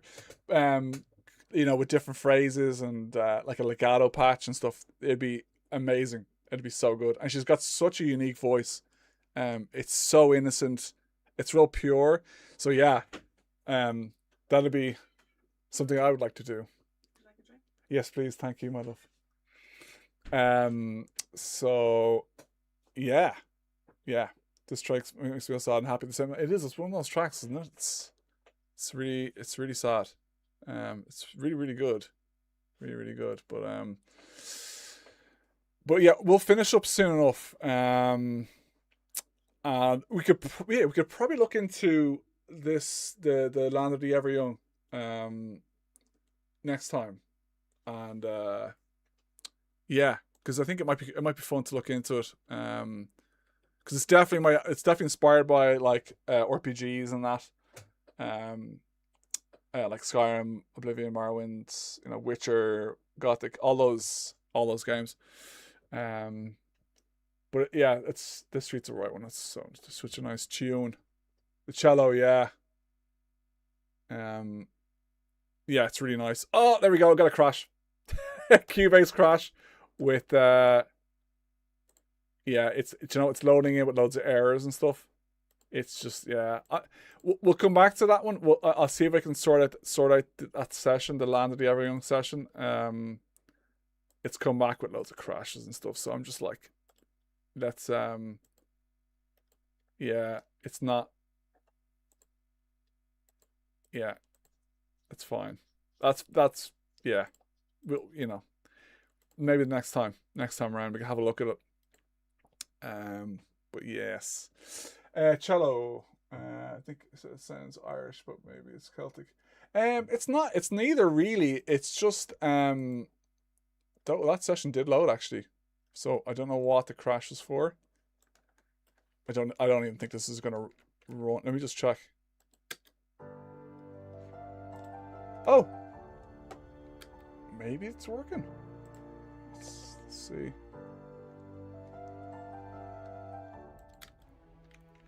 Oh yeah, okay. Also, this is just outrageously big. Yeah, but cello. No, I think cello just works well as a melodic instrument, and it's very like it's just a lovely solo instrument as well.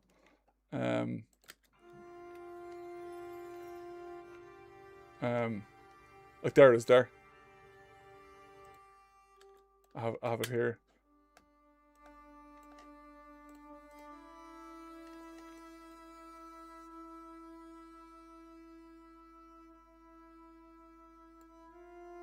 Very nice on its own.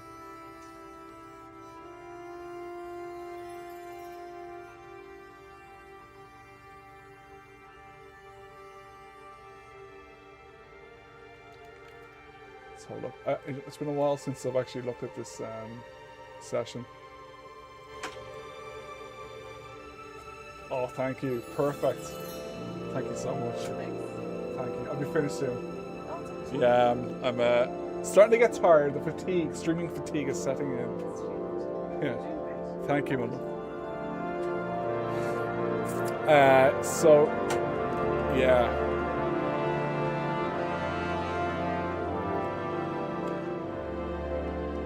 Where are we? Here.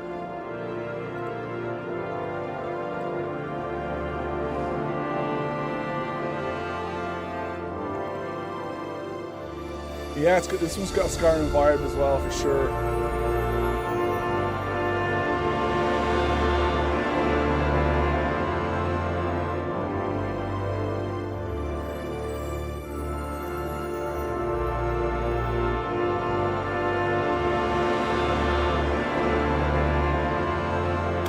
What I love, like this patch has this it's a triad of horns.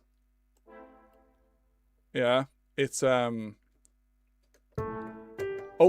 we're still running Contact. Let's close that down. I'm surprised this is still running because it did give me a kernel crash. Where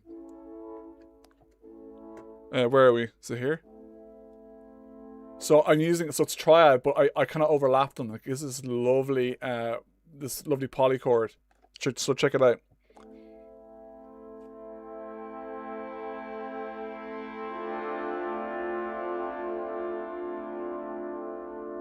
Isn't that nice? Isn't that nice? Two chords together. It's A minor and D minor, but then it goes to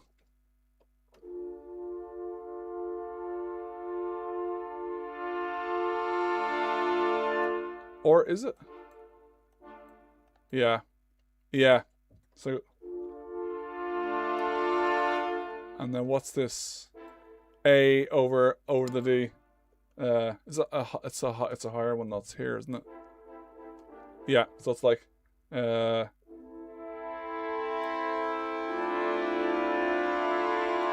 kind of clustered, a clustered vibe. Let's actually get rid of these here.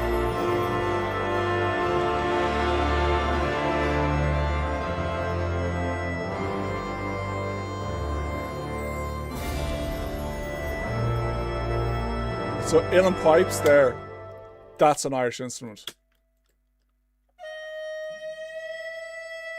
Awesome instrument. Zero buffering noise is great. Great.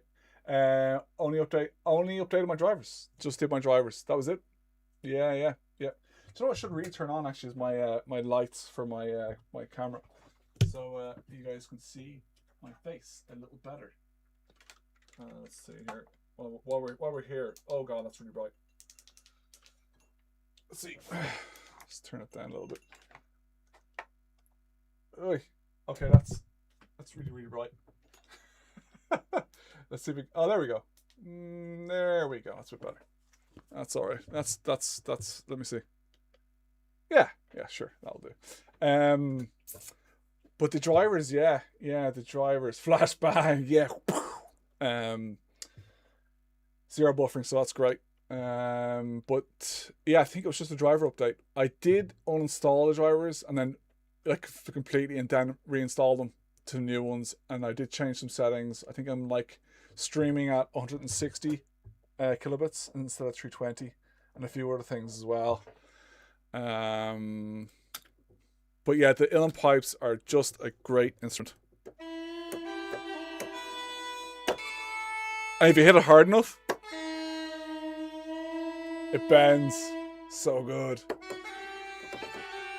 I don't know if anybody watches Outlander, but if you've watched Outlander, you'll hear this instrument in it a lot. And it's funny because obviously Outlander, they're Scottish, and the bagpipes is the instrument for Scotland. And every time you hear like a Scottish thing, it's this instrument, which is an Irish instrument, but composers use it because it sounds better.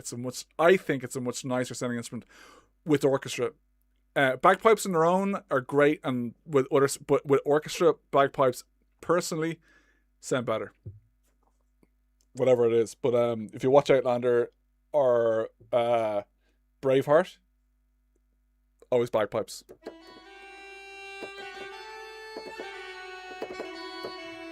And it's brilliant. It's great with orchestra.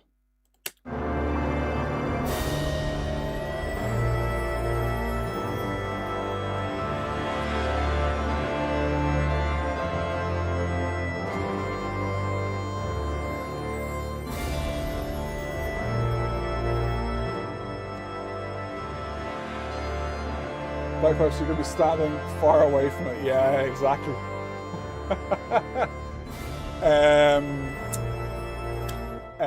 What do you think the Mandalorian soundtrack audio samples are? They, as far as I know, and I can load it up here for you, is the Duduk. Yes, the Duduk. Let me see. Ooh, let me see. Contact. Yeah, let's just mess up the session. We won't save it. Oh, actually, hold on. Maybe. Let's see here. Continue on background. Cancel. Yeah, it's the Duduk. Most likely that you're referring to. I have watched The Mandalorian, so could be wrong. So it is this bad boy here.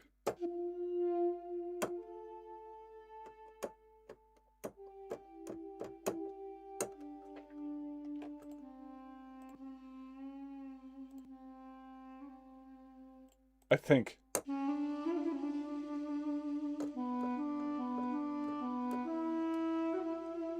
Yeah, could be that one. What is the motif in Mandalorian?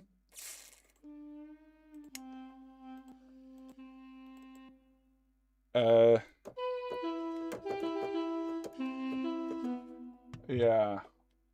I've pretty much got every instrument.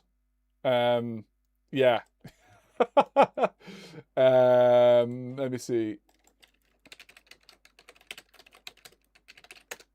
I'm just gonna do cover because I don't want to get striked around, because I think maybe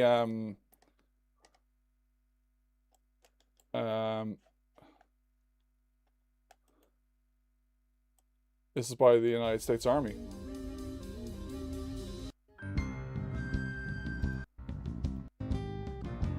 Oh, guitars out of tune.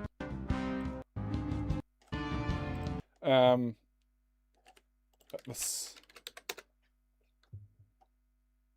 bass recorder. Oh, here we go. Here's a guy playing it on it.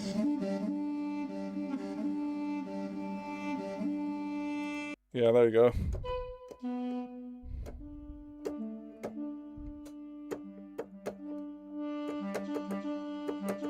So it's probably a duduk.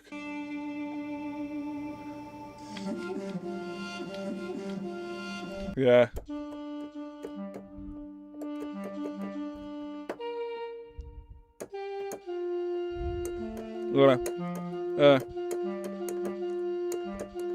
Yeah, it's cool. It's a great instrument. I used it a little bit in the Starship Troopers soundtrack. It has a very desert vibe. A lot of composers use duduk for like when it's a desert scenes. They just like the duduk is the go-to.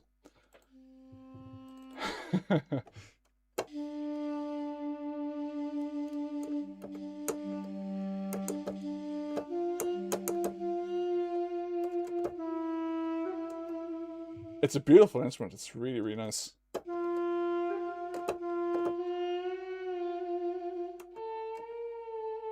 Yeah, it's pretty cool. It's pretty cool. The biscuit vocals that got you striked earlier. Oh, it could have been that. Yeah, I don't think I got a strike. I think I got a warning. I got like a slap in the wrist. So yeah, we can cut that out. Fingers crossed. But it's just bullshit though. The whole censoring of stuff of like, I get, stream the whole movie, but like if there's clips online and I don't know. Yeah. Anyway, I to be honest, I don't mind people's like, using my music, whatever, on their streams and stuff. It's once they credit me, I don't mind. But yeah. It's Tatooine between rays. Yeah. Yeah, I mean, I've done so much of this stuff. I can pick up instruments, melodies, and yeah, you get like your ear gets very used to certain sounds and timbres and.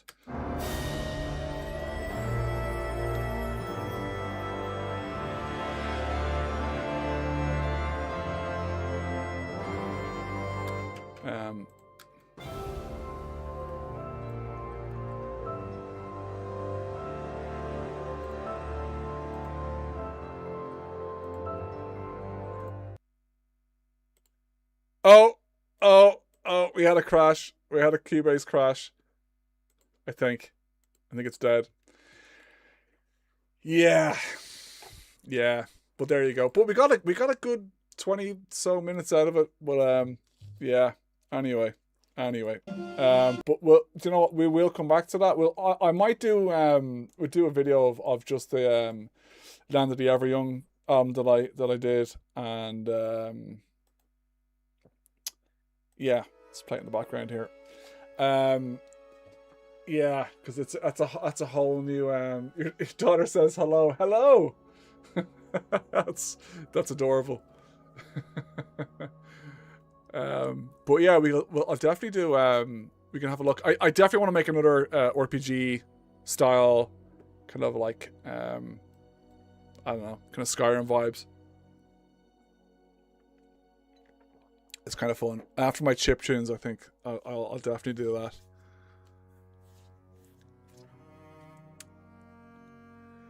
Yeah. I think with that session I had lots of plugins. I had like the SSL plugins on it, and yeah, I may have to get rid of them, save it, and get rid of some instruments. I don't know what it is, but yeah. But look, I'll take crashing over. Well, maybe I wouldn't over buffering issues, but I think I know why it crashed, so I'll look into it. But probably it could be contact with Cubase. But I mean, your guess is as good as mine, I think.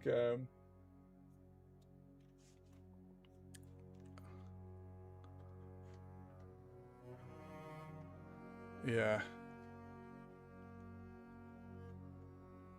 But yeah, that was fun, guys. That was really cool. It was really, really good fun. I'll definitely do more of the conducting commentary stuff again, because that's fun. It's fun to kind of look at that and stuff and see what's going on. Squad tunes, not for the moment. Not for the moment. No, no squad stuff coming for the moment. I heard a track in the background of a devlog that I haven't heard before. It might not be mine. Possibly it could be just a bot song. But yeah, there will be news probably at some stage, but I can't say anything. I gotta keep my yeah, we'll see about that one.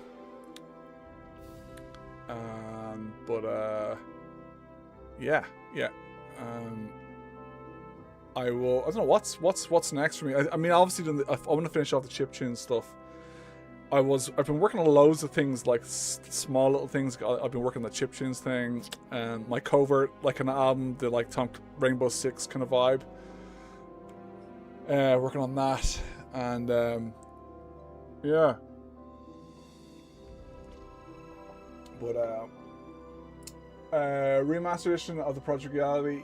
Yes, I you know, I have the sessions, and I had them up online for a while. I wasn't happy with them. I will do that. That's also this year. It's going to happen this year. I promise. It's just going to be remasters of the original. And what I might do is I might do like a bonus album, where it's just the tracks. I think I did a stream. If you weren't, I don't know if you guys were on the stream, and I was playing through some really old Project Reality songs that weren't released. I might remaster them and put them on like an album, like unused tracks, when I do the remaster again. So I think that might be the plan for that. So yeah. Hey Tara, could you do what if, like a short but during a stream? I could actually. Yeah, I could do that. Yeah, I think so. Yeah, that could be a good plan. Actually, that might be a bit of fun actually, and maybe I could get the community to pick a game. We do like a what if, maybe. That's actually a really good shout. Thank you for doing that, for saying that. That's a great shout. So yeah, maybe do that. That might be fun as well, because we just pick a game maybe that I'm not really familiar with, or we get some comments up there and we'll see. The remasters, yeah, they were taken down fairly quick. I uploaded them and I wasn't happy with them, and now if you've bought them, you had them, but yeah, I took them down fairly quickly, but yeah, I definitely want to get them back up, and I'll probably release the unreleased stuff as well for fairly cheap, because they're just kind of like demos. So do a DayZ. Yeah, maybe we could do that. Do like a short. We could do like a what if short for DayZ. That could be a tempter. Yeah, other games I was thinking of, because I did a Doom one there. Like I was writing the style of Bobby Prince. Maybe Diablo with guitars, because I have my guitar in the back and I haven't really been using it, and it's been staring at me, and I don't think it's happy, so it wants to be played. So maybe do that. I might do a bit of guitar, but I'd love to do like a Diablo style with strings. Yeah. What else? Or a movie? Yeah, we could do a movie. The only problem with movies is as you just saw, I don't know if you did see, but there was copyright strikes happening when we were streaming. So doing a movie might be tricky. So maybe stick with the video games, because it's easier, because there's no copyrights with the video game stuff. But Tavern guitar, yeah. Well, that's it. Well, there you go. So I've got Nylon, which I restringed, which I think it's out of tune, I need to tune it back up again. But yeah, Tavern guitar that might be fun actually, because that'd be a little bit out of my comfort zone. We'd have to listen to some Skyrim or something for that one. Or maybe does The Witcher have kind of tavern guitar tunes? It probably does. I think it does actually. But yeah, that's it. I think that's it for tonight, guys. That was a good stream. It was a bit of fun. Except the Nintendo music, I bet they would strike that. They probably would. But yeah, maybe sticking safe maybe might be the way to do it. Yeah, possibly in older films that are like in public domain, or they're just like, yeah, definitely that could be a shout. I mean, I've done 2 feature films and like plenty of shorts, but and it's always fun.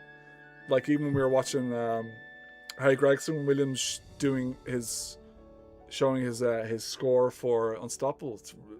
It's really fun, like putting hit points in and making the music for scenes and what's happening action wise on screen. It's a lot of fun.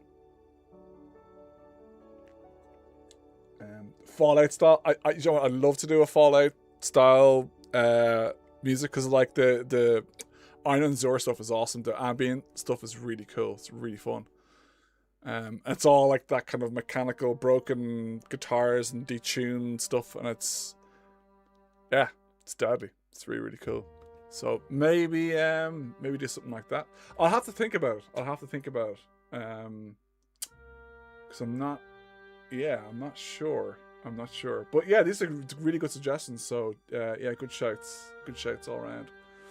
And of course, typical, we have like 4 people listening in now, and it's like, but thanks for sticking with me though, everybody, especially Toby sticking through out of it, and Tara and Elon.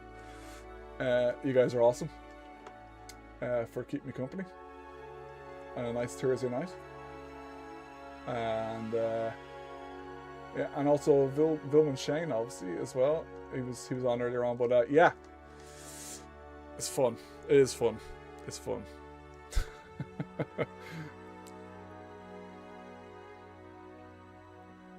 But yeah. But cool, guys. Thanks for joining in. I really appreciate it. Back again. I don't know when. Maybe next week. Maybe back again on Tuesday. I'm trying to think of a good schedule. Tuesday, Thursday. And we'll see. If I have time the weekend, I might not.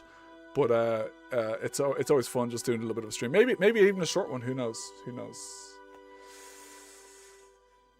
I know what I'm talking about. I mean, I like to think I know some things. I'm still a student of music. I'm still learning. So I definitely am, learning each day. There's always something new to learn. I mean, I even learned some stuff that when we were watching Tommy and those guys listen to what they have to say. It's there's always something to learn. Yeah. Thanks Elon, thanks Tara. TTs for Tobin. Nice. I like it. But yeah, no, that was fun, guys. That's what every expert says, yeah. yeah. Sure look. But yeah, no, it was fun, and I will catch you guys very, very soon. Thanks again for joining in. Bye bye.